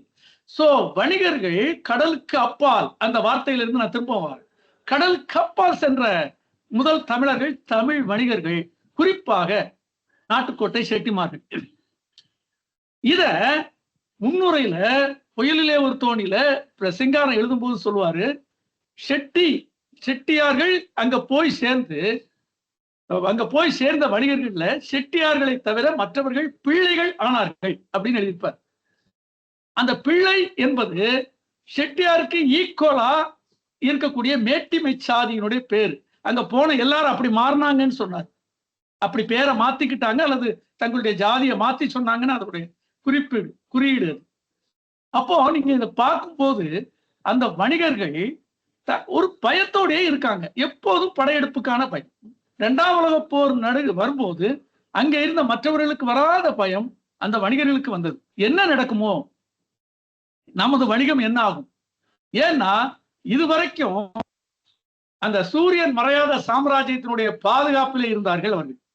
அவருடைய வணிகம் பிரிட்டிஷ் சாம்ராஜ்யத்தினுடைய பாதுகாப்பில் இருந்தது. இப்ப நான் அக்குலூர் ரவியினுடைய ஒரு பயண கட்டுரை நூல் ஒன்று படிச்சுட்டு இருக்கேன், மகாராஜாவின் பயணங்கள். அது கீழே தேசியாவுக்கு நம்ம சுதேசி மன்னர் ஒருத்தர் போறாரு. அங்க அவர் சேர்ந்த பயண குறிப்புகளை கீழே ஆசியாவுக்கு போறாரு, ஜப்பான், சீனா, இந்தோனேஷியாவுக்கு போறாரு. அந்த பயண குறிப்புகள்ல ஒரு விஷயத்த அவர் சொல்றாரு. அங்க நான் போகும்போது ஒன்ன பார்த்தேன். அது வந்து எப்ப எழுதுனது, அவர் எழுதுனது ஏறத்தாழ இதே காலகட்டம், 1940கள். இதே காலகட்டத்தில் அவர் எழுதின ஒரு பயண குறிப்பு. அதுல அவர் சொல்ற ஒரு செய்தி, நம்ம சாம்ராஜ்யத்துக்கு, அதாவது நம்மளுடைய எஜமானன், அவருக்கு அவர் தானே எஜமானன், நம்மளுடைய எஜமானர்களை விட இங்க சீனர்கள், ஜப்பானியர்கள், மலேசியக்காரர்கள் இவங்களெல்லாம் பார்க்கும்போது சில சமயங்கள்ல நம்ம ஆட்களை பத்தி கொஞ்சம் பயம் இருக்கு, அல்லது ஒரு பகடியா, அதாவது கொஞ்சம் இறக்கி பேசுறார். என்ன இருந்தாலும் அவரு பிரிட்டிஷ் ஆட்சிக்கு கட்டுப்பட்ட சுதேசி மன்னர் என்பதனால அந்த வார்த்தைகளை நேரடியாக குறிப்பிடாமல் பகடி செய்கிறார். அதை நான் படிச்சேன். அது இன்னொரு சமயத்தில் அதை பத்தி பேசுவோம். என்ன சொல்ல வரேன் அப்படின்னா, கடலுக்கு அப்பால் போனவர்கள், இந்த வணிகர்கள் நல்ல நிலையில் இருந்தார்கள். அவர்களோடு போன ஒரு கூட்டம், அவர்களோடு இருந்த கூட்டம், அதுவும் ஒரு வர்க்க ரீதியாக நல்ல நிலையில இருந்தாங்க. ஆனா யார் நல்ல நிலையில இல்ல, அவங்களை பத்தி இந்த நாவல் பட்டுப்படாமல் தொட்டும் தொடாமல் சொல்லுது. பூரணமா சொல்லுதுன்னு சொல்ல முடியாது, சொல்லுது. அது என்னன்னா, கூலிகள் அங்க இல்ல, கரும்பு தோட்டத்துக்கும் ரப்பர் தோட்டத்துக்கும் தேயிலை தோட்டத்துக்கும் சென்ற கூலிகள். அந்த கரும்பு தோட்டத்திலேங்கிற கவிதையில பாரதி கண்ணீர் பிடிச்சு எழுதுவான். அந்த பிஜி தீவில உள்ள ஸ்திரீகளுடைய நிலைமை, அதுல ஒரு வார்த்தை வரும், துன்பக்கேணின்னு. அந்த வார்த்தையை பிடிச்சுக்கிட்டு புதுமை பித்தன் ஒரு கதை எழுதினார், துன்பக்கேணிங்கிற தலைப்புல. சோ இதை பற்றி விவகாரமாக இதுல வராட்டாலும், இந்த கதைக்களம் அதுக்குள்ள போகாட்டாலும், 1940களில் அந்த மக்களும் அங்க புலம்பெயர்ந்தார்கள். சயாம் நாட்டு, இன்றைக்கு உள்ள மலேசியாவுடைய ஒரு பகுதி, அங்க இருப்பு பாதை போட்டதெல்லாம் பத்தி நாவல்கள் இருக்கு. அது என்ன மரணப்பாதையா ஒரு வார்த்தை உண்டு, எனக்கு ஞாபகம் இல்லை, அந்த ஒரு நாவலுடைய பேரு. அங்க போய் இருப்பு பாதை போட்ட தமிழர்களுடைய சோக கதைகள் எல்லாம் பதிவாகிருக்கின்றன.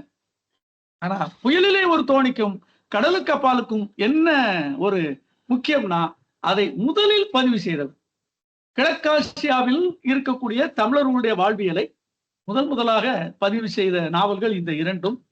நான் நாவல் ரொம்ப படிச்சு ரொம்ப நாளானால நாவல் அனுபவங்கள்ல நான் உள்ள போய் பேச முடியல. நான் அதை சுற்றிய வரலாறுகள், அதை தான் எனக்கு சொல்லணும்னு தோணுச்சு. அதை இதுல வந்து அவரு சிங்காரம் மிக தெளிவாக அருமையாக அந்த விஷயங்களை பதிவு செய்திருக்கிறார். இன்னொன்று, அது ஜோசப் தொட்டு காட்டினாரு, அது மாற்றம்னு சொன்னார். அது மாற்றம் அல்ல. என்ன நடந்தது? ஜப்பான் வந்து பிரிட்டிஷாரை தோக்கடிச்சது, அல்லது ஜப்பான் படை கிழக்காசியாவில், அதாவது சிங்கப்பூர்லயும் மலேசியாவிலையும் இந்தோனேஷியாவிலையும் வந்தது மாற்றம் அல்ல. அது இன்னொரு ஏகாதிபத்திய படையெடுப்பு. இந்த பகுதி, அதாவது சிங்கப்பூரிலும் மலேசியாவிலும் நம்ம இந்தோனேஷியாவிலும் இருக்கக்கூடிய கனிம வளங்களையும் தேயிலை, ரப்பர் போன்ற அந்த பண்ட பயிர்களையும் முழுமையாக சுரண்டி கொள்ளையடித்த பிரிட்டிஷார் ஒரு சண்டையில இல்ல 2ஆம் உலகப் போர்ல ஒரு பக்கத்துல நிக்கிறாங்க. அது நேச நாடுகள்னு வரலாறு பதிஞ்சிருக்கு. அவங்களுக்கு எல்லாம் ஒரே ஒரு நேசம் தான், கொள்ளையடிப்பது. இங்கிலாந்து, பிரான்ஸ், அமெரிக்கா, இதுக்கு பேரெல்லாம் நேச நாடுகள்னு வரலாறு சொல்லியிருக்கான், வரலாறு எழுதி வச்சிருக்கான். நேசம் என்பது அவருடைய சுரண்டம், அவருடைய கொள்ளை. இதற்கு நேர் எதிரான ஒரு கூட்டுப்படை அச்சு நாடுகள்னு சொன்னான். ஜெர்மனி, இத்தாலி, ஜப்பான், இவங்க எல்லாரும் அந்த ஏகாதிபத்தியத்துக்கு எதிரானவர்கள் தான். ஒண்ணு அவங்களிலிருந்து மாறுபட்டவர்கள் அல்ல, இன்னொரு வகையில் கொள்ளையடிக்கணும். இப்ப ஆசியாவில, இந்த கிழக்கு ஆசியாவில் இருக்கக்கூடிய அந்த செழுமையான பணத்தையும் கனிம வளத்தையும் இந்த பண்டம், அதாவது பணப்பயிர் ஆகிய அந்த வளத்தையும் அவன் கொள்ளையடிச்சு போறானே, ஐரோப்பியர்கள் கொள்ளையடிச்சு போறானே என்று ஆசிய தேசியவாதம், ஆசியவாதம்னு வச்சுக்கோங்க, ஆசியவாதம் பேசி ஜப்பான் உள்ள வந்தாங்க. இப்ப ஜோசப் ஒரு விஷயத்தை தொட்டு காட்டினாரா, அதாவது சிங்காரம் அதை தொட்டு காட்டியிருக்காரு. நம்மால் தோக்கவும் முடியும், நம்ம ஆட்களை, அதாவது வெள்ளக்காரனை தோற்கடிக்கவும் முடியும் கூட. அப்படி கூட நடக்குமா? நடக்கும் போல ஜப்பான் செஞ்சுட்டானே, அப்போ நாம ஜப்பானோட சேவோங்கிறது ஒரு உள்ள கிளர்ச்சி. அங்கே இருந்த தமிழர்களுக்கும் இந்திய தேசியவாதிகளுக்கும் ஒரு உள்ள கிளர்ச்சி. ஒரு விஷயம் என்னன்னா, நேஷனல், அதாவது இந்திய தேசிய அந்த இராணுவத்துல போய் சேர்ந்தவர்கள் பெரும்பாலும் பழைய தலைமுறையை சேர்ந்த தீவிரவாதிகள். அதாவது 1920கள்ல, கொஞ்சம் அதுக்கு முன்னால 18, 11 இந்த மாதிரி வச்சுக்கோங்க, 11 கூட வேண்டாம், கொஞ்சம் பின்னால 19ல இருந்து வச்சுக்கிட்டாலும் 19, 20, அது 30, இந்த பகுதியில இந்தியாவுடைய தேசிய இயக்கம் காந்தியத்தை நோக்கி சென்ற பிறகு, காந்தியம் இந்திய சுதந்திர தேசிய இயக்கத்தில் வலுப்பெற்ற பிறகு, அதற்கு எதிரான மனநிலை கொண்ட பழைய தலைமுறையினரே அங்கே போய் சேர்ந்தாங்க.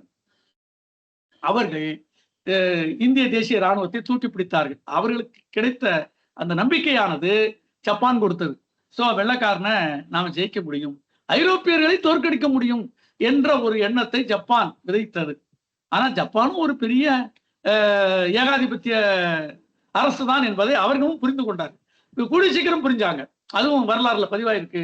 இது சிங்காரம் தொட்டு செல்கிறார், அது உள்ள கூர்ந்து பார்த்தா அது தெரியும். ஆகவே சங்கர் இந்த நிகழ்ச்சியினுடைய ஆரம்பத்துல சொன்ன மாதிரி இந்த நாவலை மறுபடியும் படிக்கிற போது, நீங்க எல்லாம் பேசுறத பார்க்கும்போது இதை ஒரு 2 நாவலையும் நான் திரும்ப ஒரு தடவை மீள் வாசிப்பு பண்ணலாமான்னு ஆசைப்படுறேன். படிக்கிற போது காலம் தாண்டி, அதாவது ஒரு 10 ஆண்டுகளுக்கு முன்னால் படித்ததற்கும் 10 ஆண்டுகளுக்கு பின்னால் இப்போது படிப்பதற்கும் சங்கர் விஷயத்துல ஒரு மாற்றம் வருது. நம்மளுடைய சிந்தனை போக்குல அல்லது வாசிப்புல வந்த மாற்றத்தை அந்த நாவலுக்குள்ள ஊடுபாவி செய்ய முடிகிறது, புரிந்து கொள்ள முடிகிறதுன்னு அவர் குறிப்பிட்டார். ஆகவே இதை மீள்வாசிப்பு செய்யணும். நண்பர்கள், இந்த உரையாடலை கேட்கிற நண்பர்கள், திரும்பவும் சொல்றேன், அந்த இரட்டை நாவலை சேர்த்து, 2வது நாவலையும் சேர்த்து, கடலுக்கு அப்பாலையும் சேர்த்து படித்தால் மிக பிரமாதமான ஒரு செவ்வியல் நாவல்கள் தமிழ்நாட்டுல வந்ததுல இந்த 2 நாவல்களுக்கும் ஒரு பெரிய இடம் உண்டு. அந்த இடத்த, அதுல ஒன்றை நீங்கள் தேர்ந்தெடுத்து படித்திருக்கிறீர்கள், மிக சந்தோஷம். இதுக்கு முன்னால கோபால கிராமத்திலேயும் நான் உள்ள வந்து பேசணும்னு நினைச்சேன், ஆனாலும் எனக்கு அப்போ நேரம் வாய்க்கல, இப்போ வாய்த்து இருக்குது. ரொம்ப சந்தோஷம் கதிரவன், இந்த நிகழ்ச்சியில கலந்து கொள்ள முடிந்ததற்கு. இதை மீள் வாசிப்பு செய்துவிட்டு ஒரு விமர்சனம் குழுவில் எழுதுறேன். நண்பர்களுக்கு நன்றி. ஜோசப்புக்கு ஒரு வேண்டுகோள், நீங்க பொதுவா வரலாறுலாம் சொன்னீங்க, கொஞ்சம் தவறுகள் இருந்தது, அதுவே சரின்னு நினைக்க போறாங்க மக்கள். இன்னும் கொஞ்சம் நல்ல ஆழமா படிச்சீங்கன்னா நீங்க என்ன தவறு சொன்னீங்கிறது உங்களுக்கே தெரியும். குறிப்பிடாம போறது தவறு. வரலாற்றுல பிழை இருந்தால் குறிப்பிடுவது என்னுடைய முக்கியமான கடமையான இப்போ வச்சுக்குவேன். நீங்க சொன்ன சில கூற்றுகள் சரி, ஆனா அதில் நீங்கள் புரிந்து கொண்ட புரிதல்கள் சில தவறு இருக்கு. அது முக்கியமாக அது மாற்றமே இல்லை. அது உலகப்போர் மாற்றம் இல்லை. அது எதை குறித்து மாற்றம், அவர் மாற்றத்தை உருவாக்கியது, அதை சொல்லலாம். தேசிய எழுச்சியை உருவாக்கியது. ஆசியாவில் விடுதலை போரில் ஈடுபட்ட சக்திகளுக்கு ஒரு புதிய எழுச்சியை 2ஆம் உலக போர் கொடுத்தது.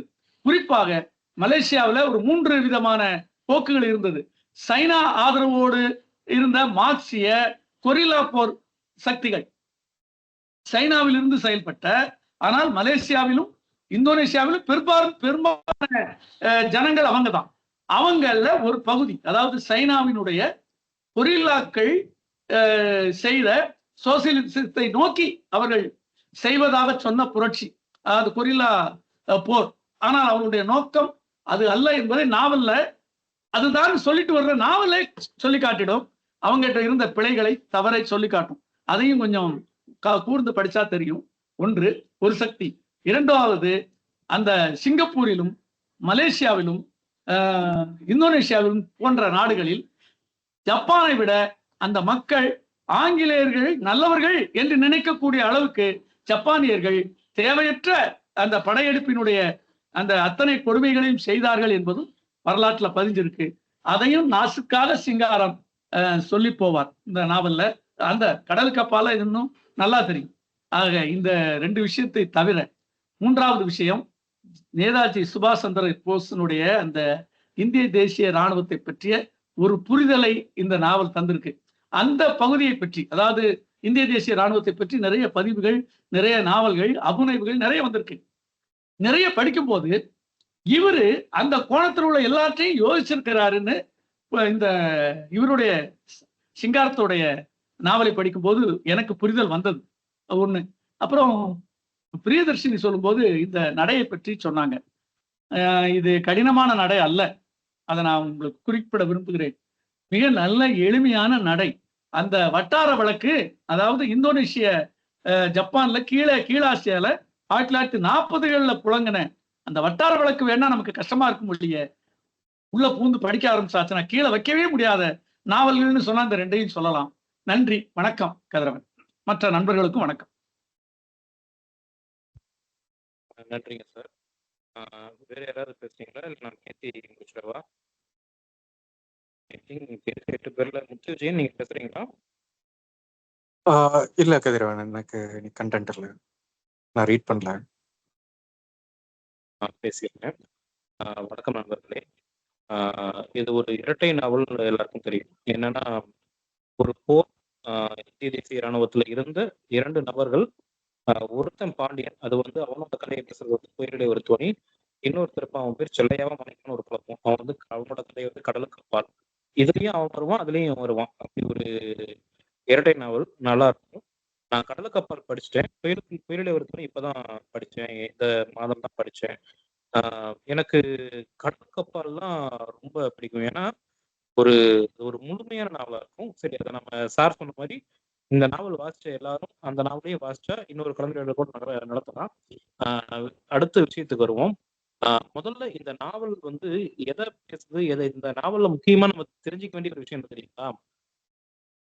நாட்டுக்கோட்டை செட்டிமார்கள் அப்படிங்கிறவங்க எப்படி வந்து யூதர்கள் உலக அளவுல ஒரு செல்வாக்கான செல்வந்தர்களா வியாபாரிகளா இருந்தாங்களோ, அதே மாதிரி செட்டிமார்கள் உலகம் முழுக்க தங்களோட நிறுவனங்களா வச்சிருந்தாங்க.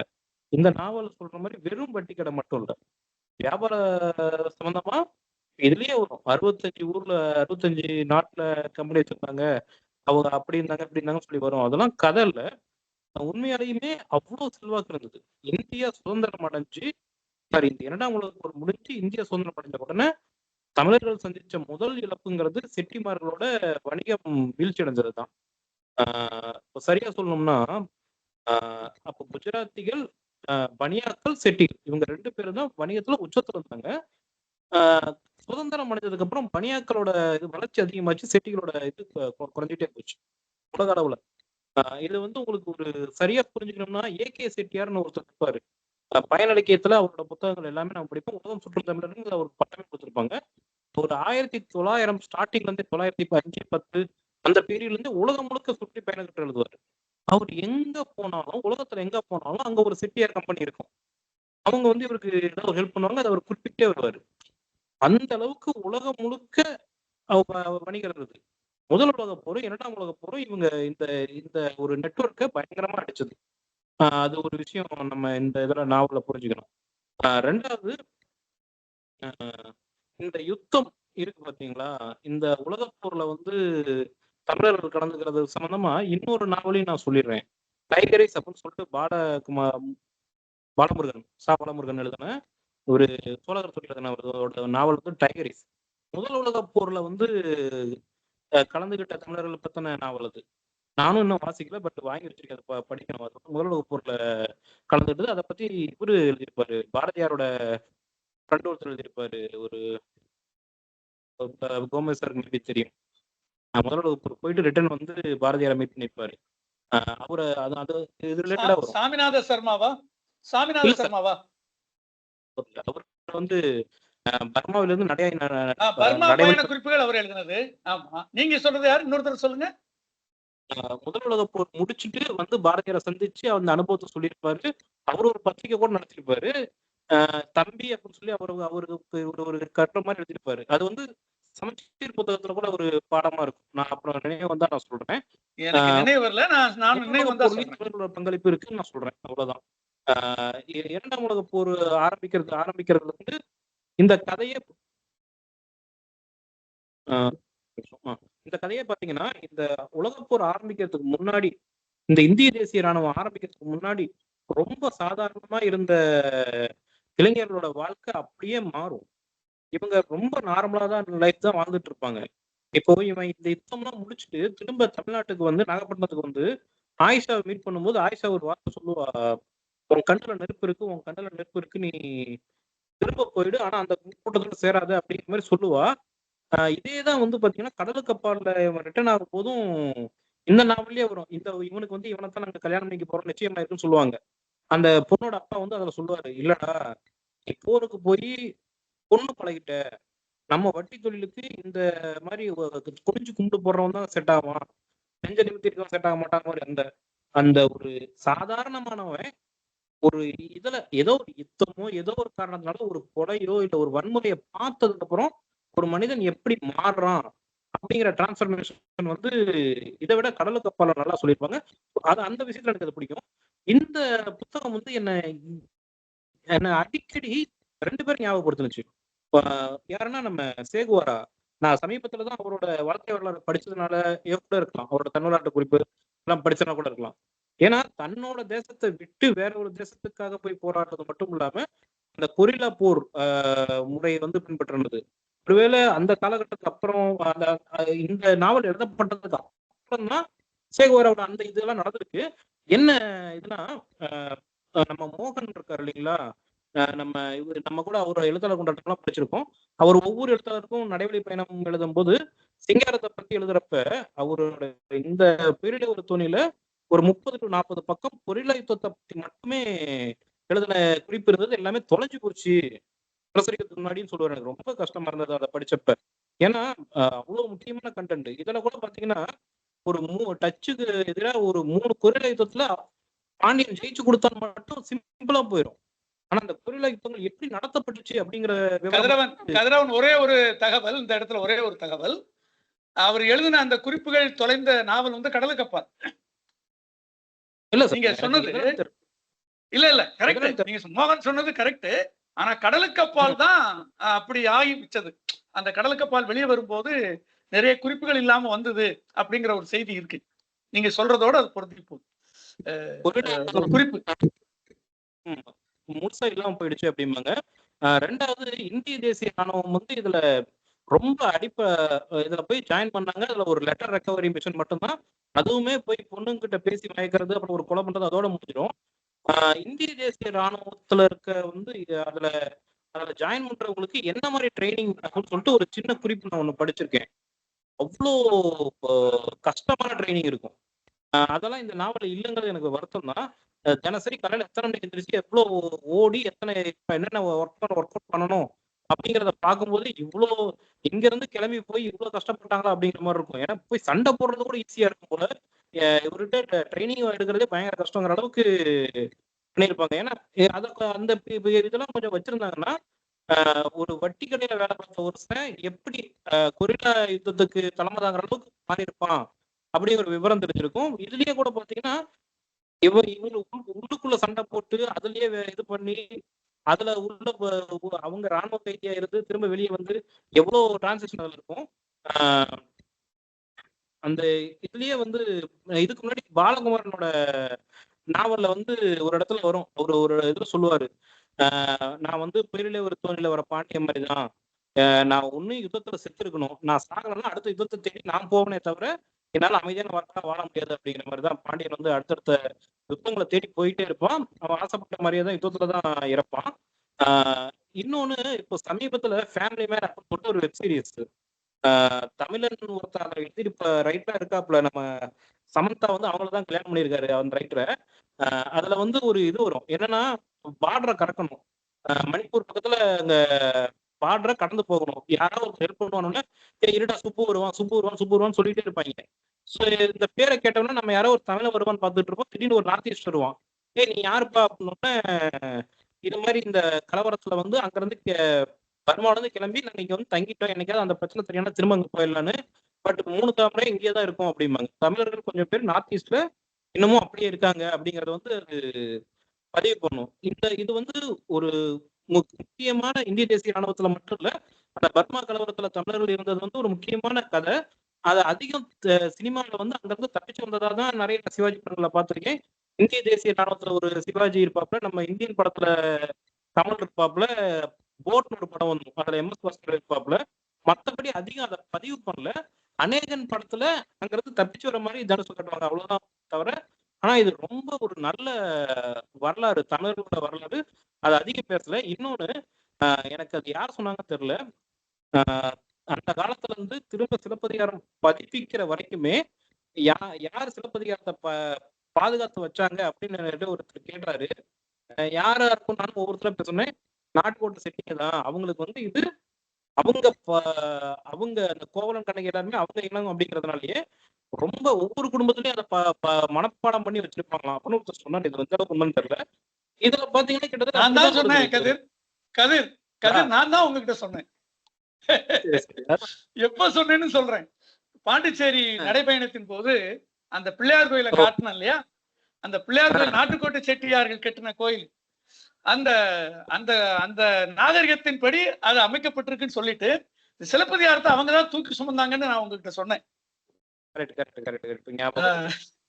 ஆனாலும் அந்த கோயில் கட்டுறதும் இப்ப அந்த உலகம் முழுக்கவே இப்படிதான் இருந்திருக்காங்க. இன்னும் சார் சொன்ன மாதிரி அந்த கரும்பு தோட்டம், பிரெஞ்சு யூனியன் அடிமைகளா போன தமிழர்கள், ஏகப்பட்ட கதைகள் இன்னும் பேசப்படாமலே இருக்கு. சமீபத்துல போன வருடம் நினைக்கிறேன், நீயா நானாவோட உலகம் முழுக்க பரவி இருக்க தமிழர்களோட வாரிசுகளை கூட்டு வந்து ஒரு ஷோ நடத்திருந்தாங்க.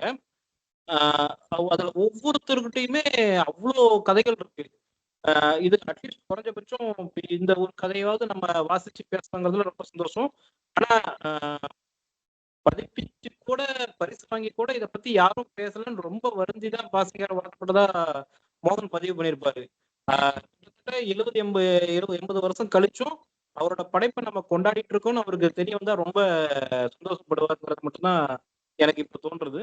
இந்த புத்தகம், கடலுக்கு அப்பால், இது ரெண்டுமே இந்த சீர்ல வந்து மக்கள் பதிப்பை விடும்போது ஒரே பதிப்புல ஃப்ரண்ட் அண்ட் பேக்கா மொத பக்கம் இந்த பக்கம் திரும்பினா இந்த வரும், அது அப்படியே ஆப்போசிட்ல திரும்பினா இந்த பக்கம் வர மாதிரி அழகா பதிப்பிச்சிருந்தாங்க. எனக்கு அப்படி கிடைச்சிருந்ததுன்னா ரொம்ப நல்லா இருக்குமே அப்படின்னு சொல்லிட்டு அளவுக்கு இருந்தது. நான் முன்னாடியே 10 வருஷம் முன்னாடி வாங்கிட்டேன். இது உண்மையிலேயே இப்போ சுஜாதாவோட கதையை படிச்சுட்டு சிவசந்திரியை படிச்சுட்டு இப்படி விமர்சிச்சாரு இந்த ஜோசப் சொன்னாரு. ஆனா உண்மையிலேயே இதுல வந்து கனையாளி கடைசி பக்கத்துல சிங்காரத்தை வந்து சுஜாதா பாராட்டிதான் எழுதியிருப்பாரு. இது ரொம்ப முக்கியமான நாவல் தான் சொல்லியிருப்பாரு. அது அவருக்கு காதுக்கு அது போச்சா இல்லையான்னு தெரியல. ரொம்ப ஒரு நல்ல புத்தகம். இதுக்குள்ள இருக்க சங்க பாடல்கள் பத்தி தனியா பேசணும். இவர் பேசுற வரலாறு, பேச அந்த மார்க்சியம் பத்தி சரியா சொல்லாதது நிறைய இருக்கு. இதுல நம்ம உரையாட வேண்டிய விஷயமே நிறைய இருக்கு. ஆனா என்னை பொறுத்த வரைக்கும் இந்த கதையில வர பாண்டியன்றவன் தமிழ்நாட்டுல பிறந்த ஒரு சேகுவாரா, மற்ற தான் பிறக்காத ஒரு தேசத்துக்காகவும் போய் போராடுற ஒரு போராளி. இன்னுமே கூட இதை எல்லா ஒரு விருப்பப்பட்ட அளவுக்கு விரிவா எடுத்துருந்தா ரொம்ப கொண்டாடப்பட்டிருக்கணும். இன்னமும் இது இந்த நாவல் வாசிக்கப்படணும். இப்ப காடோடின்னு ஒரு நாவல் நக்கீரன் எழுதியிருப்பாரு. அது வந்து தென்கிழக்காசிய நாடுகள்ல ஒரு இது பண்றதை பார்த்தா வரும். அதுல இதே மாதிரி அந்த போர்ல கலந்துகிட்ட சின்ன சின்ன குறிப்புகள் வரும். இப்ப வந்து இதுல தமிழர்கள் கலந்துகிட்ட மாதிரி அங்க அப்ப தென்கிழக்காசிய முதியவர்லாம் ஒருத்தர், நான் அவர் அந்த பீரியட்ல கொரிய யுத்தத்துல கலந்துகிட்ட ஒருத்தர், அது மாதிரி ஒரு சின்ன குறிப்பு தான் வரும். அதெல்லாம் அவ்வளோ இதில் ஞாபகப்படுத்தும், நினைவுகளை ஞாபகப்படுத்தும். இத யாராவது இந்த ஏரியா சார்ந்த இதுல கொஞ்சம் எக்ஸ்பர்ட்டா இருக்க ஒரு ரைட்டர் இது இன்னும் கொஞ்சம் விரிவா எடுத்து எழுதுனா ரொம்ப நல்லா இருக்கும். அவ்வளவுதான். வேற யாராவது ஏதாவது பேச விரும்புறீங்களா, ஏதாவது கேட்க விரும்புறீங்களா? இன்னொரு தகவல் சொல்லணும் உங்க பேச்சுல இருந்து. அதாவது பாண்டியன் போன்ற போராளி தமிழ்நாட்டினுடைய இன்னொரு சேகுவேராங்கிற மாதிரியான ஒரு புரிதல், அதாவது ஒரு இது உங்ககிட்ட வந்திருக்கு. இந்த தோற்றத்தை உண்டாக்கி இருக்கு இந்த நாவல்னு நீங்க சொல்றீங்க. நான் ஒண்ணு சொல்றேன். நம்ம பாசிங்காரர் பிறந்த அந்த பகுதியில் தான் நாட்டுக்கோட்டை செட்டியார்களும் அதிகம். இந்த இவர் பேர் என்ன, நம்ம முத்துராமலிங்க தேவர் அவருடைய ஆதரவாளர்களாக இருந்தவர்கள் தான் பெரும்பாலும் அங்க போய் ஆர்மியில போய் சேர்ந்தாங்க. இந்தியன் நேஷனல் ஆர்மியில சேர்ந்தாங்க. பொதுவாக அந்த வித உளவியல் சிங்காரத்தை இந்த 2 பேருடைய உளவியலும் கலந்துதான் இந்த நாவல் வந்திருக்கணும். ஏன்னா நீங்க சொன்ன மாதிரியே இவங்களுக்கு அந்த பகுதியில் வாழ்ந்த அந்த மறவர்களுக்கு வேறு எந்த விதமான விவசாயத்தை தவிர வேற எந்த தொழிலும் தெரியாது. ஆனா அவங்களுக்கு அந்த குடி, அந்த போர்க்குடிமாங்க இல்லையா, அதுல அந்த மாதிரி வந்தவங்களா இருந்ததுனால போருக்கு ஒருத்தர் அழைக்கிற போது அப்படி போய் கலந்து சேர்ந்துக்கிட்டாங்கன்னு ஒரு குறிப்பு இருக்கு. அந்த பகுதியை சேர்ந்தவங்க, அதாவது பழைய ராமநாதபுரம், ஒருங்கிணைந்த ராமநாதபுரம் வட்டம். இன்னும் சொல்லப்போனா இங்க இருந்துதான் பெரிய வரலாற்றினுடைய இது முரண் நகை. இது காலாபாணி படிச்சிருப்பீங்க நம்மள நிறைய நண்பர்கள். தமிழ்நாட்டில் இருந்து நாடு கடத்தப்பட்ட ஒரு 72 பேர் இந்தோனேஷியால போய் கொண்டு தள்ளினாங்க. அது அந்த காளையார் கோயில் கடைசி போர், வெள்ளையர்களுடன் தமிழர்கள் நடத்திய கடைசி போரில் அவர்கள் தோற்ற பிறகு சிவகங்கை மன்னருடைய தலைமையில் ஒரு 72 பேரை காலாபாணி, அதாவது கப்பல்ல கடத்தி கொண்டு போய் இந்தோனேஷியா காட்டுல தான் கொண்டு விட்டான். அப்போ அங்கே அப்பமே வெள்ளைக்காரங்களுடைய தங்களுடைய காலனி அரசில் கிளர்ச்சி செய்கிறவர்களை கொண்டு செலுத்துவதற்கு அந்த பகுதியை பயன்படுத்திக்கிட்டான் இந்தோனேஷியா, அந்தமான், கிழக்காசியாவில். இது நமக்கு என்ன தெரியுதுன்னா, அந்த பகுதியை சேர்ந்தவர்களுடைய உளவியலில் இந்த பகுதி, அதாவது கிழக்காசியாவில் அந்த இந்திய நேஷனல் ஆர்மி துவங்கிய போது அவர்களுடைய கடமை போன்று, ஒரு பழிவாங்க உணர்ச்சி போன்று ஏதோ ஒரு வகையில் உளவியல் செயல்பட்டிருக்கும். பாசிங்காரம் அந்த பக்கத்துல இருந்து வந்தவர், அது கூட எனக்கு தோன்றுச்சு, சொல்லணும்னு தோணுச்சு. அவ்வளவுதான். புரியுது சார். நான் சேகுவாராவோட ஒப்பிட்டதுக்கு ஒரே காரணம், கடலுக்கு அப்பால் நாயகன் போல இந்திய தேசிய ராணுவத்தோட யுத்தம் முடிஞ்ச உடனே இவன் கிளம்பி அதோட முடிச்சிருந்தானா இவன் சாதாரணமான ஆள். அடுத்து இந்தோனேசிய போர்லயும் போய் பங்கெடுக்கும் போது தான் எனக்கு அவன் சேகுவாராவை ஞாபகப்படுத்துறான். அந்த யுத்தத்துல அவன் மரணிக்கும் போது தான் பொலிவியா காட்டுல சேகுவாரா இறந்ததை எனக்கு ஞாபகப்படுத்துறதுனால நான் அப்படி சொன்னேன். மற்றபடி உளவியல் நீங்க சொன்னது கரெக்டு தான். நான் காலாபாணியை யோசிக்கவே இல்லை. கரெக்ட், அந்தமானும் இதோட தான் போய் லிங்க் ஆகுது. இதே இந்திய தேசிய ராணுவம் தான் அந்தமான்ல வெறியாட்டம் அடிச்சு. இப்போ ஜோசப்க்கு நம்ம அந்த தகவல் சொல்லணும், ஜோசப் இருக்காருன்னு தெரியல. இந்திய தேசிய இந்த ஜப்பானியர்கள் அதுல கலந்துக்கிட்டு வந்தவங்க நீங்க சொன்ன மாதிரி பிரிட்டிஷே பரவாயில்லன்னு நினைக்கிற அளவுக்கு பல வெறியாட்டம் ஆனது அந்தமான் நிக்கோபர் பகுதிகளில் தான். ஓகே, சப்ஜெக்ட் இங்கெங்கயோ போகும். நல்லது ஒரு வாசிப்பு. வேற ஏதாவது கருத்து இருக்குங்களா, முடிச்சுக்கலாங்களா? நன்றி நண்பர்களே. வாசிச்ச புயலிலே ஒரு துணி வாசிச்ச எல்லாருமே கடலுக்கு அப்பால் நாவலையும் வாசிக்க மாதிரி கேட்டுக்கலாம். வாசிச்சு இன்னொரு நாள் கூட நம்ம உரையாடலாம். கலந்து கொண்ட அனைவருக்கும் வாசிப்பை நேசிக்கும் குழு சார்பாக நன்றி. நம்ம நிகழ்ச்சியை முடிச்சுக்கலாம்.